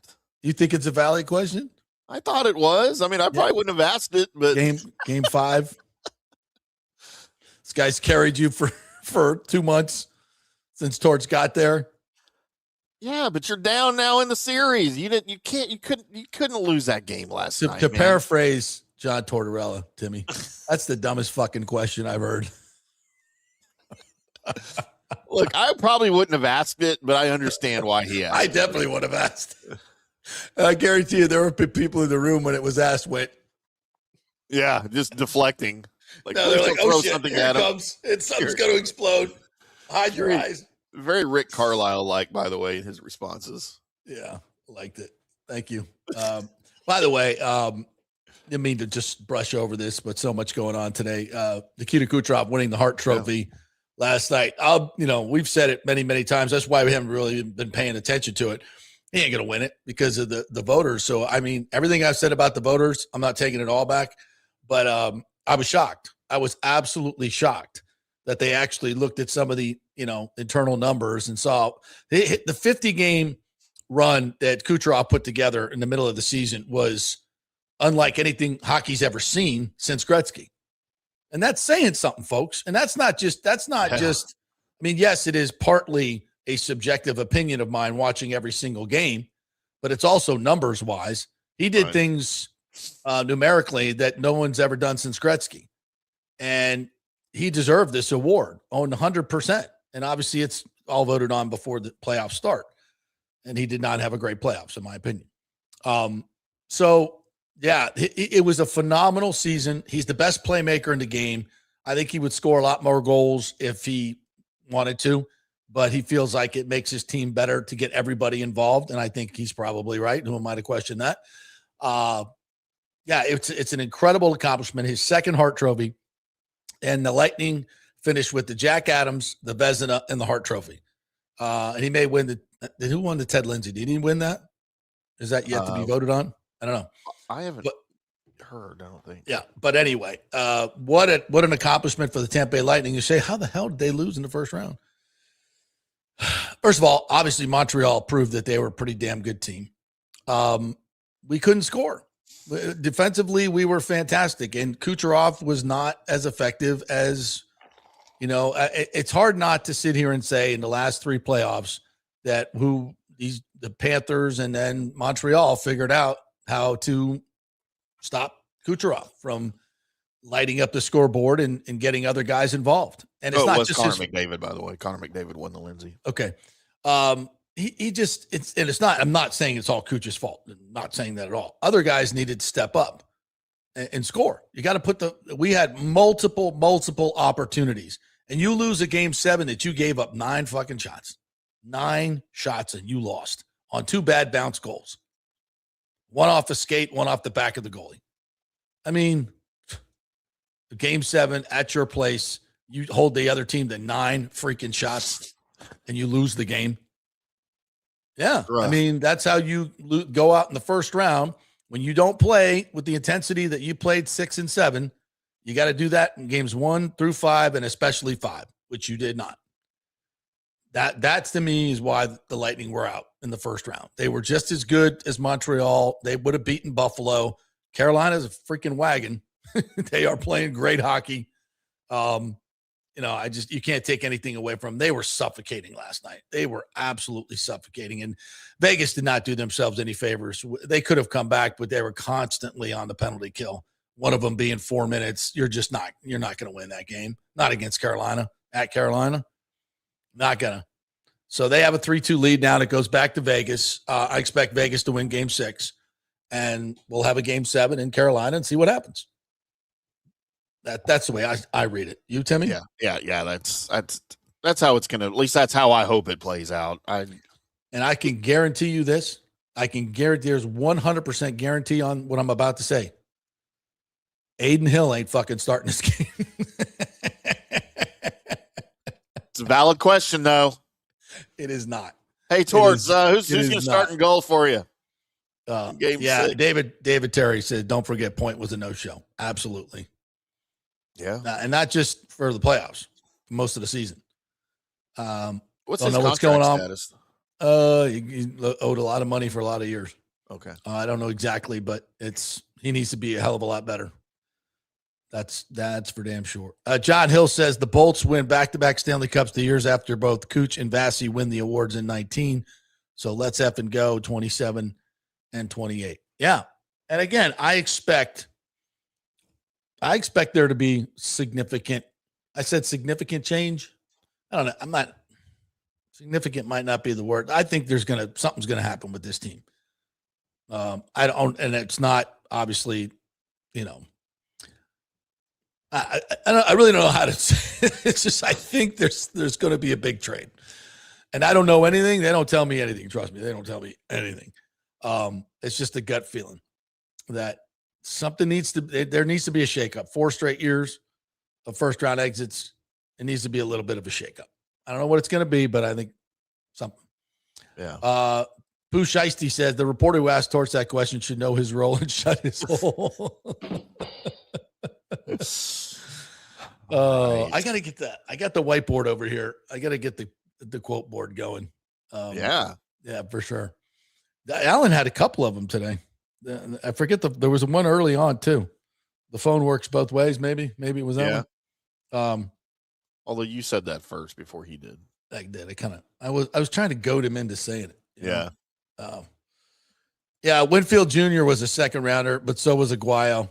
Return to center, said Kurt Thorson. Yeah. There have been some misses, but it's not a second round thing. That's just so silly. What else we got here? $2 super chat from Bucks Basement says add Morrison to the bust with another leg injury. He missed yesterday's practice, so now he's a bust with a leg injury. 2 seasons in. Man, you're negative. Bucks Basement. Do you believe what Jason Light said about him? About Morrison? Yeah. Yeah, I do. Nothing to see here. Just something minor. Nothing to see here. I do believe that, but I mean, missing an OTA practice, we're gonna call a guy a bust for that. And I know last year he missed time. I mean, he's had a couple of injuries in college. Listen, guys that are often injured rarely get to the NFL and become healthy all the time. So I will say that. And he's had some injuries. He's had issues with both hips. He had genetic issues with both hips. Both have been surgically repaired. Now, how that affects your hamstrings, I don't know. Maybe he's not used to playing in the heat here. Obviously, it's been issues with Mike Evans and other guys with the heat and the hammies. So the Bucs have redone their entire physio. They fired the old guy. They got a new guy in. Hopefully, they'll be better in that area. Chris Cole says AQM probably wanted to be a starter, but now he's second team at best. If he doesn't get on the field, he might be on the verge of being cut. I don't think they can cut Muhammad. What they gave, it's a 1-year deal, right? So and I think it's probably guaranteed. So we shall see. One other one here before we get to Greg, if he's ready to go. Love Miranda and some of the other members of the board yesterday bringing up the June deadline, then saying there never was a June. They never said June this year, then proceeded to laugh as if it was a funny matter. Yeah, Hurtak and Miranda are embarrassing themselves on a very big stage now. You know, nobody watched city council meetings forever. Let's just be honest. Nobody cared. Yeah. That's changed now. And the buffoonery from Hurtak and Miranda especially is being exposed. I don't want to get into her background, but you guys can do some research into her husband's FBI dealings or issues. And now she sits in a very important chair and is making a complete embarrassment out of herself, as is Charlie Miranda. Everything. I mean, I want to negotiate. I want to be in the negotiating room. Well, that's not your role. It's never been the role of the city council, but you personally want to be in there. You want to negotiate the deal because you have so much experience in this realm than Hurtak. Laughable. And then the knucklehead beside you can't work a computer. Laughable. All right, let's go down to Mexico City, where my favorite host, in-game host in the world, the great Greg Wolf, is. Hola, amigo. Hola. ¿Qué pasa? Hola. Hey, amigo. ¿Cómo está? Bien, gracias. Dude, how are you? Yeah. What was that? Greg Wolf joining us live from Mexico City, where he's the in-game host for the World Cup at Stadium Azteca, which is our good friend Jeff Attinella, who once played there earlier in the show. Yeah. Called it a cathedral, an absolute cathedral. Yeah. My man, 100,000 screaming Mexicans last night in the World Cup playing on home soil. What the F was that all about? So I don't even know, JB. I don't even know how to put it into words, bro. Like, when you talk about, like Jeff said, the cathedral, the Mecca, the pinnacle of football across the globe, the history of Azteca Stadium, which obviously for the World Cup is Mexico City Stadium. But, 1970 with Pele's triumph, Maradona's hand of God in 1986. And then here we are now, 2026, all these years later. What's going to be the crowning jewel moment? I don't know. But being in that building last night, or yesterday, I should say, with 80,000 plus fans outside downtown. I mean, I can't even tell you how many millions were partying in downtown here. It was electric. When the sombreros started flying from the top level down to us, it was just like I didn't even know what was going on. And I thought, they were just rabid, crazy fans, but not realizing in the moment when you're tossing a sombrero, it's reminiscent of when the mariachi bands at the end of their performance, when they take their hat and they throw it, it's a sign of respect. And so the fans were doing that and throwing their little, paper sombreros as a sign of respect to the team and to the city of Mexico. It was just, it was just one of those moments that it was just, I'll never forget it. And then the flyover, which I happened to be recording, not realizing that there were two flyovers, the helicopter with the huge flag. And then after that and all the smoke and everything, then there was the Air Force flyover or whatever right after it. I caught it all on camera. It's on my Instagram. I didn't know that was going to happen. And I caught it in that very moment. So unbelievable. I'm completely humbled and honored that FIFA and RWS Global sought me out for this event. I didn't pursue this. Man. Wow. Yeah, I didn't pursue this. They found me.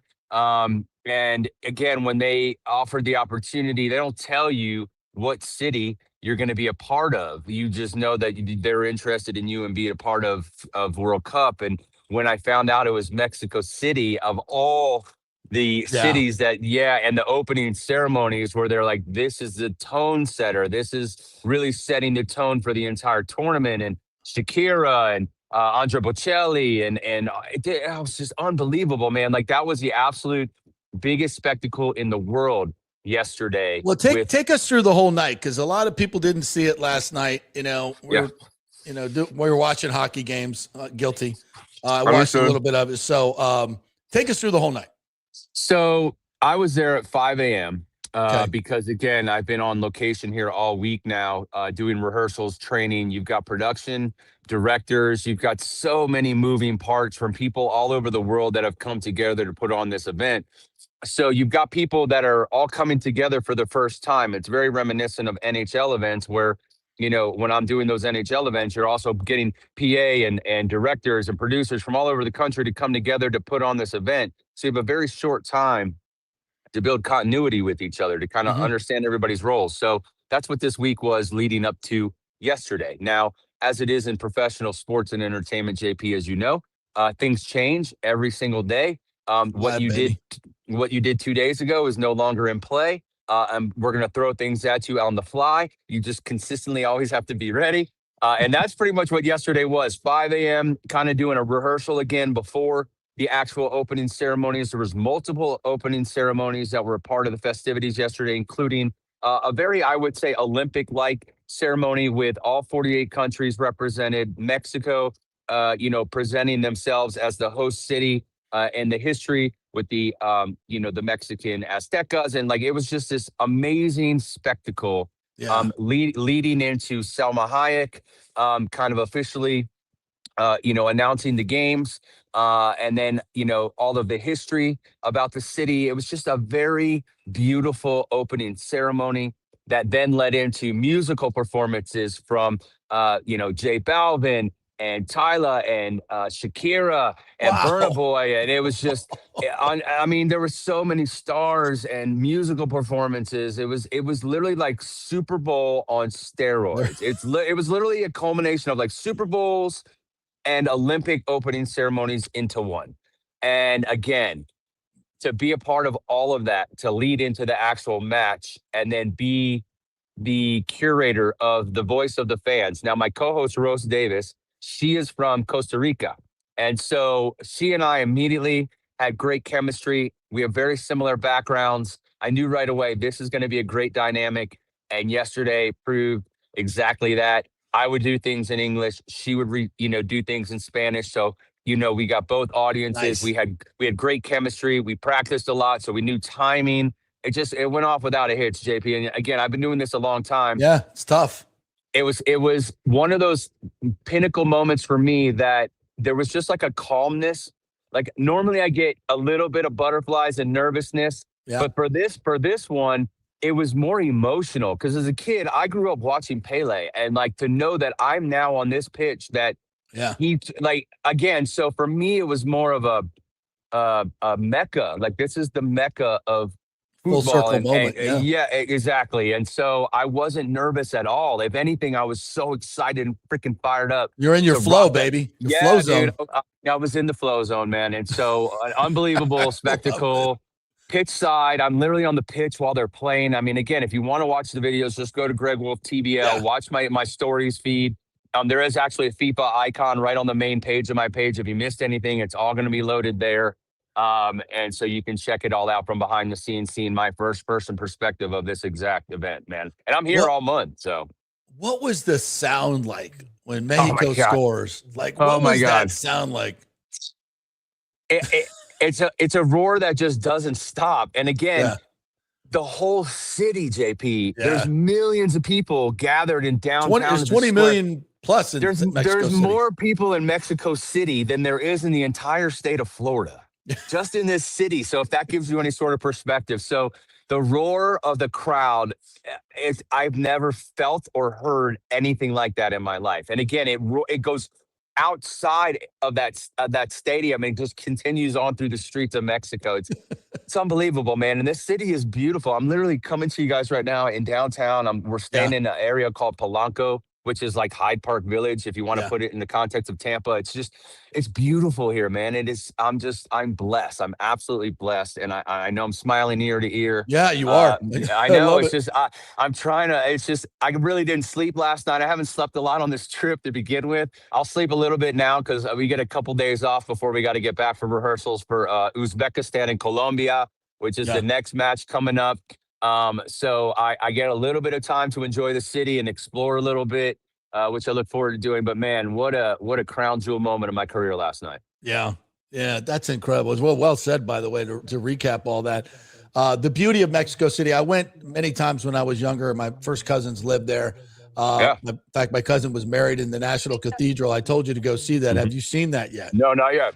It's on the list. My wife is actually going to come to town next week, so we have a whole week to just go around and explore, and that is 100% on my list. Yeah, it's one of the most amazing places. The architecture it's insanely good. So, and the food ain't bad either there, right? Yeah, right. We went the first night with our whole crew. We went on a taco excursion. There's a very famous place here in Mexico City. It's almost like a drive-in. Like you drive into the parking lot and you just hang out at your car. And when you order, they come to your car, they get your order, they run the food to you. Like they run. That's the whole thing. They do not want you to have any seconds where the tacos are cold. But they bring you cervezas, they bring you, and you just hang out by your car and eat tacos. And I mean, that was night number one. So that set the tone. But yes, there are more Michelin star restaurants in Mexico City than anywhere else in the world. So I got a lot. I got a lot of work to do. I've learned a lot on this trip, JP. But yeah, I've got a lot of catching up to do here, man. Yeah. So you got 3 games in the 4, and then the 4th one is going to be in the knockout round, right? So the quarterfinal is on July 5th. So that will be the winner of match, I think it's 79 versus winner of match 80 or something like that. So I have no idea at this point what those teams would be. I don't think anybody does at this point, but it's going to be Mexico. I mean, it could, but what if it's like Mexico, Argentina or something like that? That's what I'm saying. Like FIFA has a way of, it seems kind of random, but it's not. Right. I know. Dude, so imagine if it's Mexico's not playing in that game, and it could be Argentina. Like that would be. I don't know. It'd be like Cowboys 9. I don't know what you would even call it in the Super Bowl, which obviously they couldn't play in the Super Bowl. Yeah. But it would just be unbelievable. And you're going to it would be like Cowboys Redskins, I guess, to put it in the context of Mexican football would be like Argentina, Mexico, something like that. So yeah, we'll see, man. I mean, fingers crossed it's something huge like that. And that's the send-off, would be a massive game like that would be awesome. They're all going to be awesome, but that quarterfinal, is going to be the one. All right. I got to hit you with this. How about Cooch winning the Hart Trophy? I did not see that coming. You know what, JP? I thought it was going to happen just because as soon as they awarded Coop Jack Adams, I'm like, they're going to give us that too. Yeah. They're going to give it to us all the way because we haven't got it in the times that we should have, right? Where there's been plenty of times you felt Coop should have got the trophy and he didn't. Plenty of times we felt Cooch should have got the trophy, he didn't. Plenty of times we felt Vazzy should have got it and he didn't. So once they gave it to Coop, I was like, watch. It might even be a clean sweep. I was like, maybe who was up for the Selkie? Was that Cirelli? Yeah. Right. And then the Masterson with McDonough. I'm like, maybe we get a clean sweep out of this. Easy now. Easy. I know. I'm just saying, like, we're 3 for 3 with those guys right now. But again, all earned. We know, I mean, except for Coop, the Vezina means a lot, I think, to Vazzy. But Cooch, I just think, he's not here for that. He's here for the cup. And so I think their whole mindset is at this point is cup or bust. I mean, the accolades are fantastic. And I know that's a milestone in their career and they'll cherish it. But I don't think it means as much as for all of us. They want the cup. It's the cup or bust at this point in their careers. I know. Now we got to go through another regular season of listening to you and me talk before we get to the playoffs again. And it just, golly, but at least we got Torts left. At least Torts has still got some. I think he may have a little magic in him. I know. He's hanging on by a thread. I mean, Carolina, I think they've been the front runner. I mean, they're a wagon, man. They're playing so well. And I think the Torts thing. I was shocked just as much as everybody that they hired him 9 games left in the regular season. Like, what are they doing? But it worked, and he has become the spark for Vegas. But again, I just think Carolina, like you said, they're too much of a wagon. I felt as soon as we were knocked out, I'm like, it's theirs to lose. And I agree. I think at this point, I think they're ahead at this point. So they got one more and it's a wrap. So, yeah.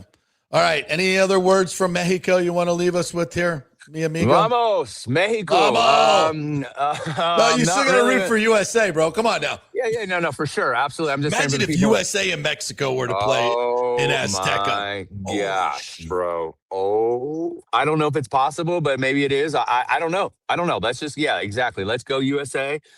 Bring your butts down here to Mexico July 5th. Coming. Imagine that. Imagine July 4th. Better get me too. I need Hold two. on. Imagine the 250th of the U.S. is on July 4th, the 250th celebration, and then they have to come to Mexico for July 5th for the quarterfinal. No, dude. Oh, Lord, make it happen. We're putting it out in the universe, right? We're putting it out there, man. So, so guys, just tune in. Again, I will be every match here at Azteca. I will be hosting for the rest of the way. Like I said, the next match is next week. I think it's the 17th or 18th. I think it's the 17th.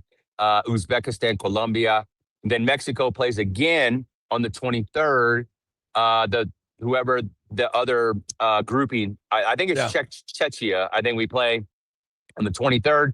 Then you got the round of 32, and then you've got the knockout round there, round of 16 on July 5th. So you hear me in the stadium, you hear that familiar voice. It's your boy down here in Mexico. Oh, City. God, that would be awesome. Hey, man, thanks for taking the time. Appreciate you.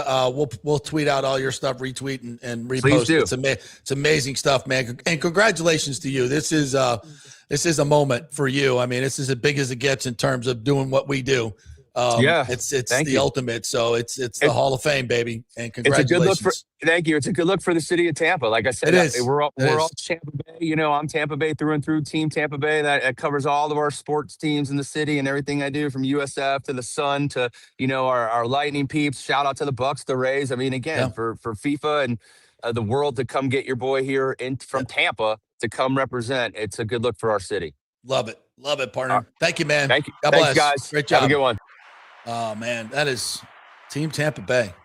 Yeah. How We about got that, everything man? going. We got everything going except this race thing. We got to get it over the line, man. We got to get it over the line. What are we doing? All right, we got to hit one more break, right? Hey, real quick, JP, while we're on your World Cup. Yep. Had a buddy send me a picture of this morning. We're talking about ticket pricing for the World Cup. He found his ticket from the 1994 World Cup here at the Cotton Bowl.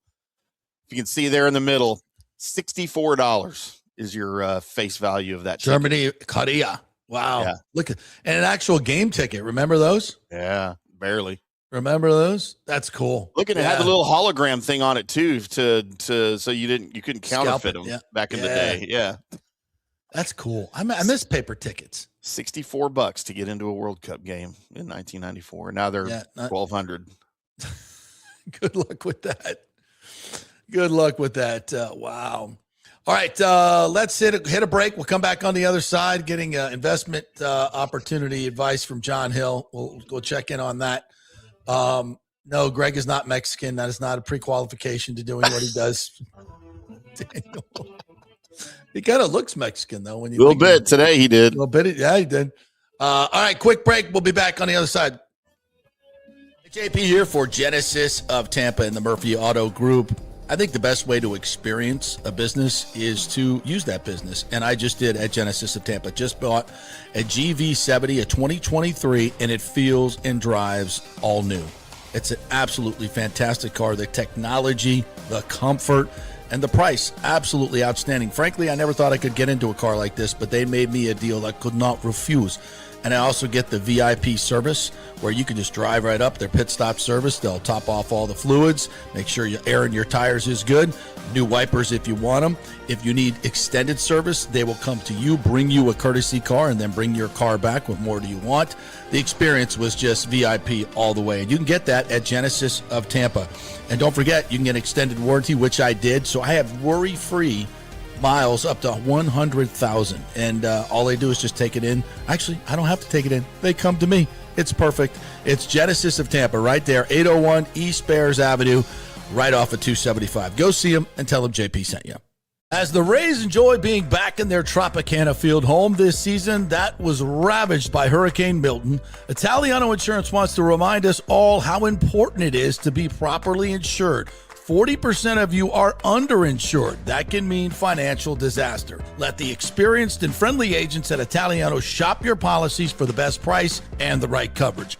Italiano saved me over $1,000 on our auto insurance last year, over $500 on our homeowner's insurance. They can do the same for you. That's a grand slam. Might as well get a double play by adding flood insurance and business insurance to your portfolio. Cost less than you think, and trust me, you do not want to risk your home or personal wealth. That's a whiff. So step up to the plate and call 813-877-7799 and chat with our all-star agents at Italiano Insurance, or call our Boca Grande office at 941-964-0400.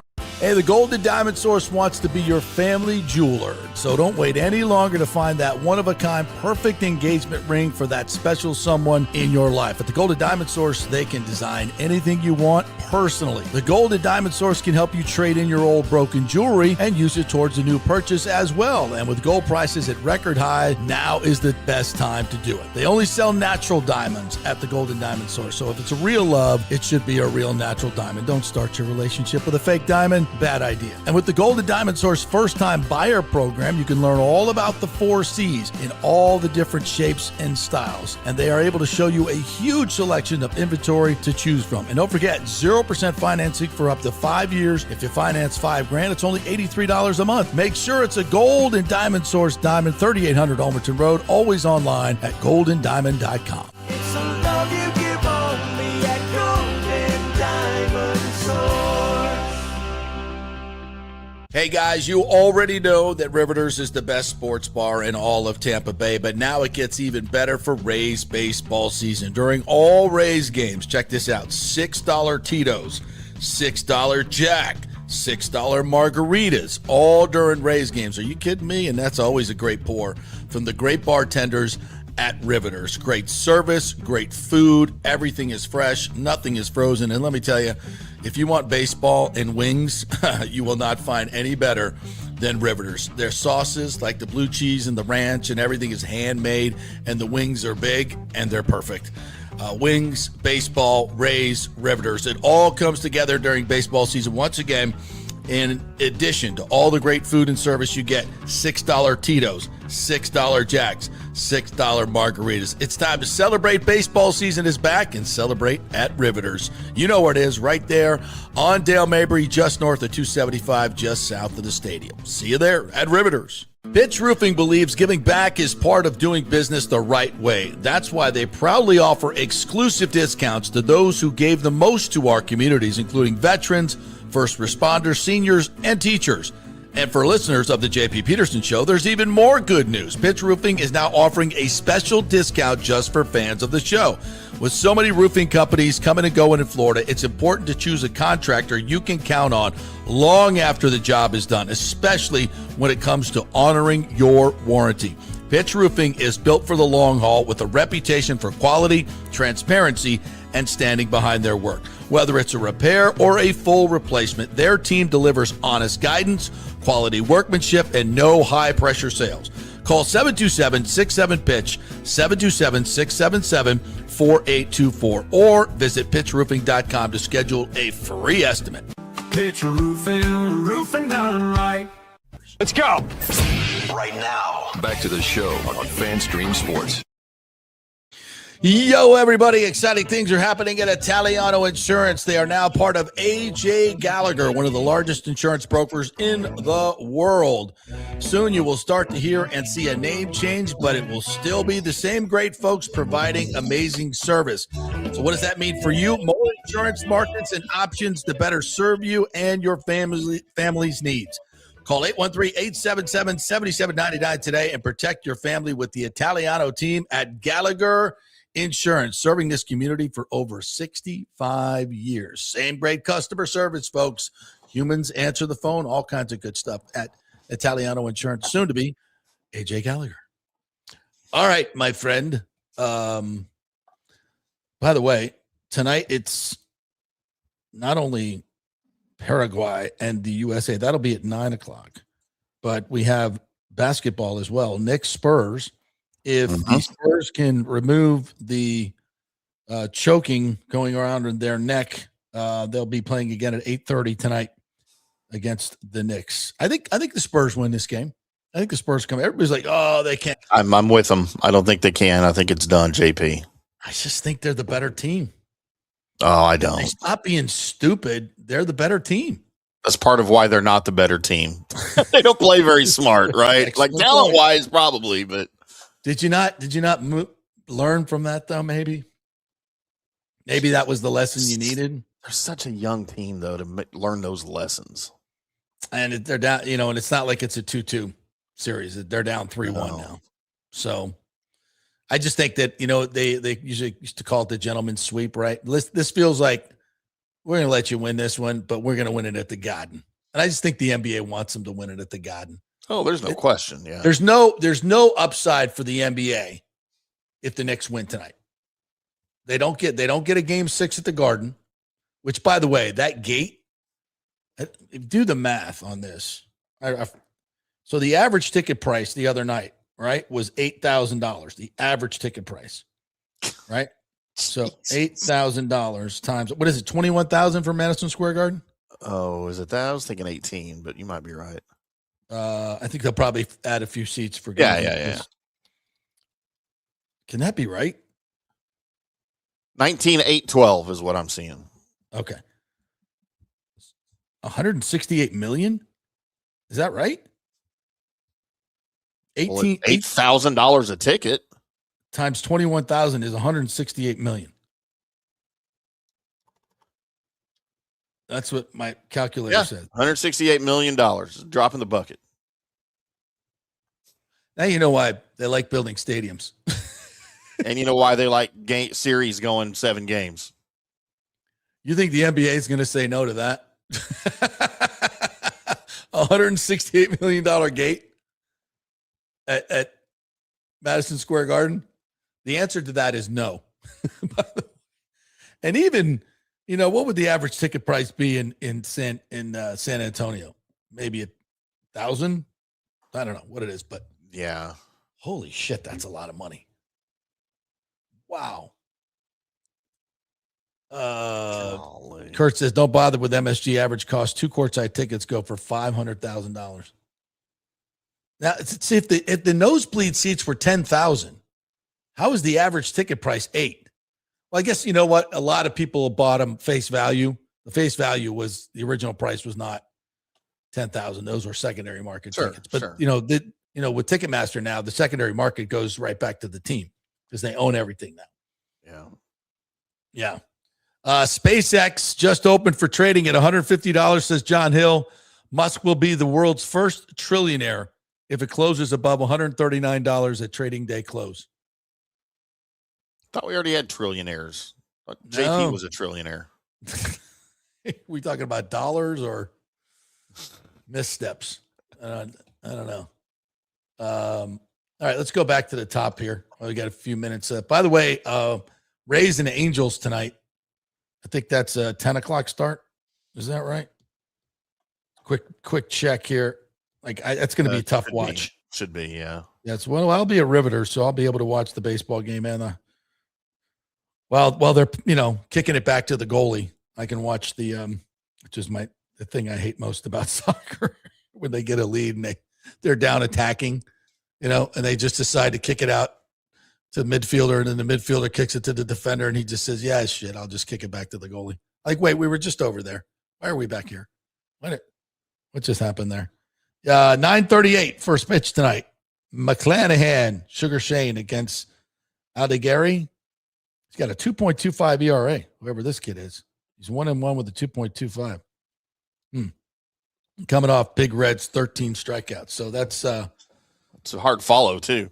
Yeah. Woo. Rick says, now we know why JP replayed the interview. Yeah. I got a top 5 ranking from Jason. By the way, guys, I got an email from JP early this morning that we're going to replay that every day next week as well, but only the last 5 minutes of the interview. Just the last minute. That's all we need. Speaking of trades, David Terry says point and 2 prospects for Dylan Larkin. I was confused. I thought he meant Barry Larkin, and I was wondering how that was going to work out. John Hill, how many shares did you get? How many did you buy? Some SpaceX? I should have bought some of that, huh? Kurt Thorson says Ben Hill Griffin renovation, $1.45 billion, by the way, will not reduce capacity. Regular seats staying at 88,000. Wow, really? Oh. And I think I saw where Strickland, their AD, said they're going to make that money back in like 3 or 4 years.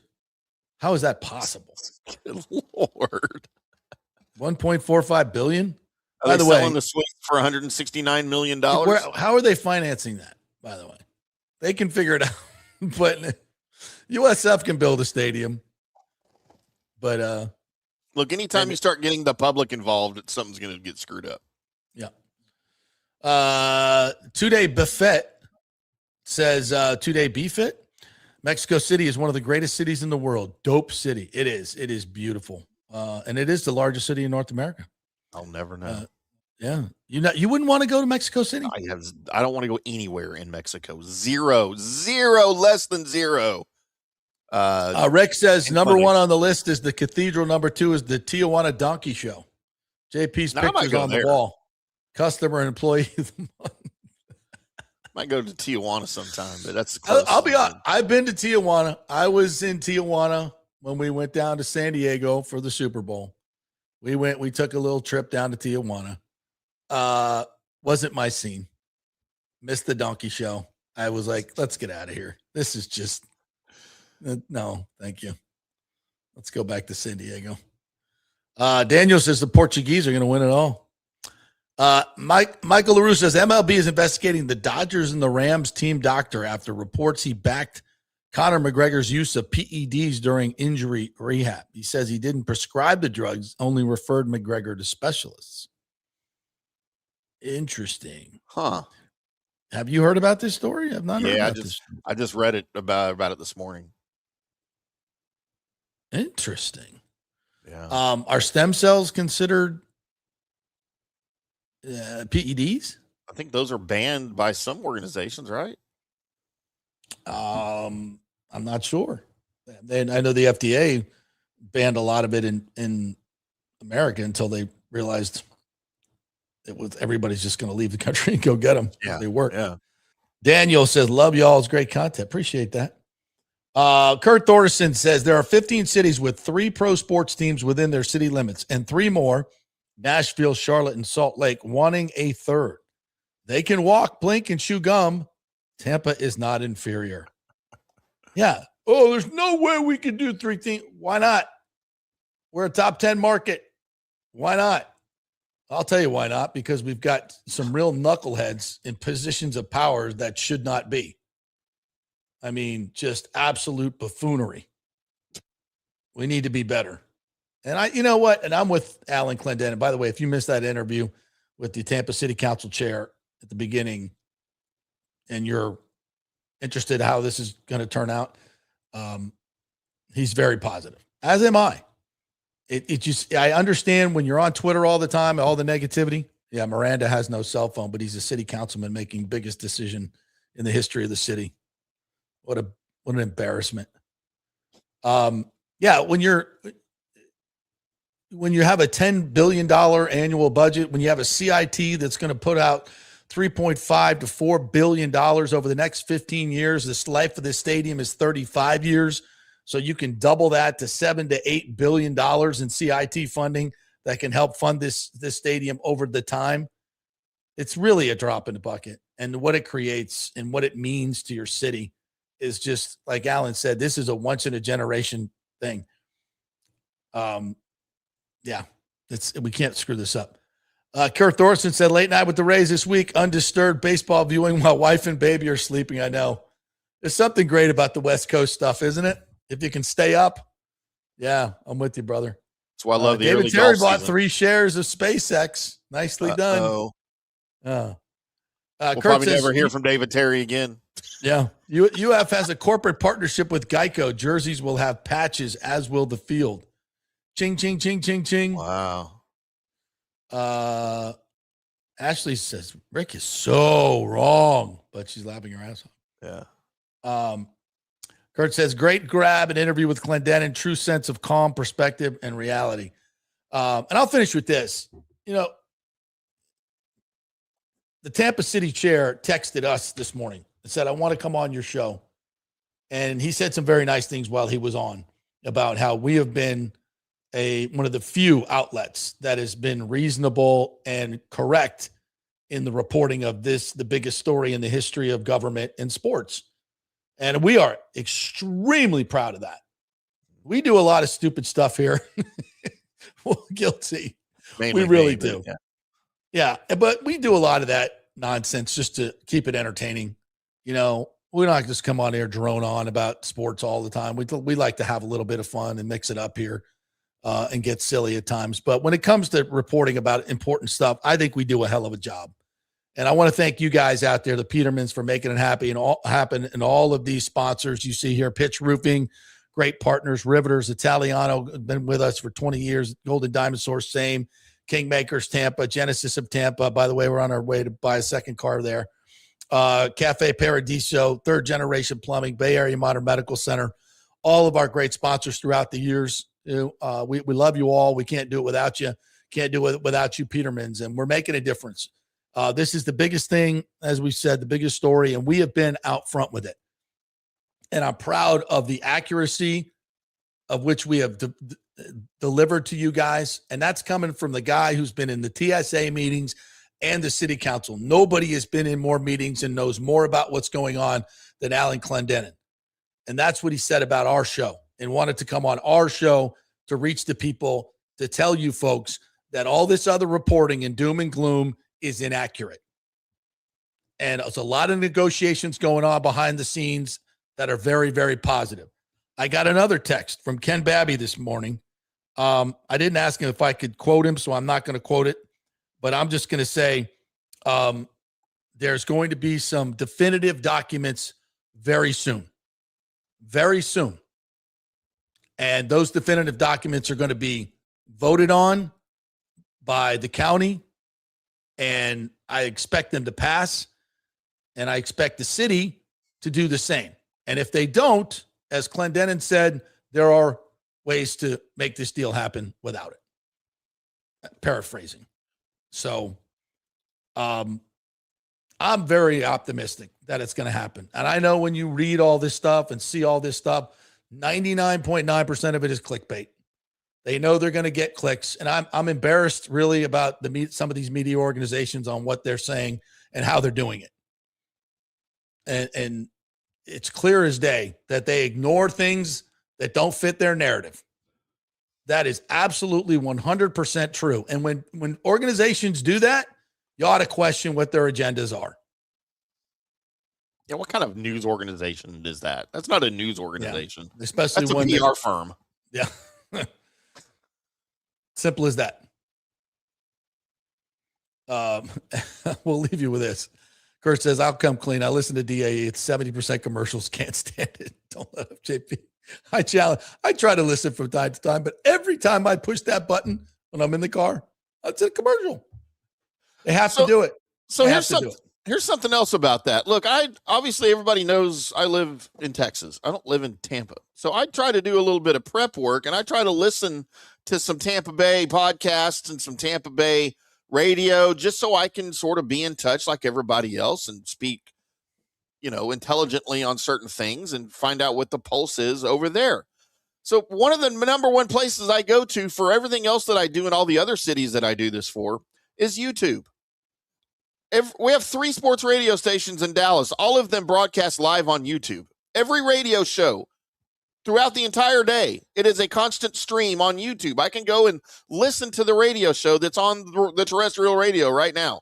I can do that in Ohio, in Columbus, for the Fan, where Jeff Tito Thidoff works, in Columbia, South Carolina. They're all on YouTube. WDAE is not on YouTube. They have a YouTube channel, and they have videos that say live right now from 2 years ago that still say they're live. I've tried. They're a little behind the times. Yeah. So there you go. Well, we're proud of what we're doing here. Yes. We're making a difference. The numbers have been great. Thanks to you guys sharing the show. Continue to share the show. Continue to keep the upbeat, positive feeling on this Rays Stadium. We're going to get it done. It's going to be generational. The jobs, the economic activity. I'm so proud that it's going to be about so much more than baseball. It's going to be a great, great asset to our community. And without us, frankly, it wouldn't have happened. So thank you, Petermans. Yeah. Thanks to our sponsors. And I've been told that by the Rays ownership. That's not my opinion. That's not a their pat opinion. on the back. That's a fact. Yeah. So we've been told. So anyway, have a great weekend, everybody. I'll be at Riveters tonight. The Rays game will be on as well. American Outlaws will be there. Go out to your local pubs, whatever. Support Team USA. Have a good time. Be safe out there. Go Rays. Congrats to Cooch. And we will see you guys on Monday. Thank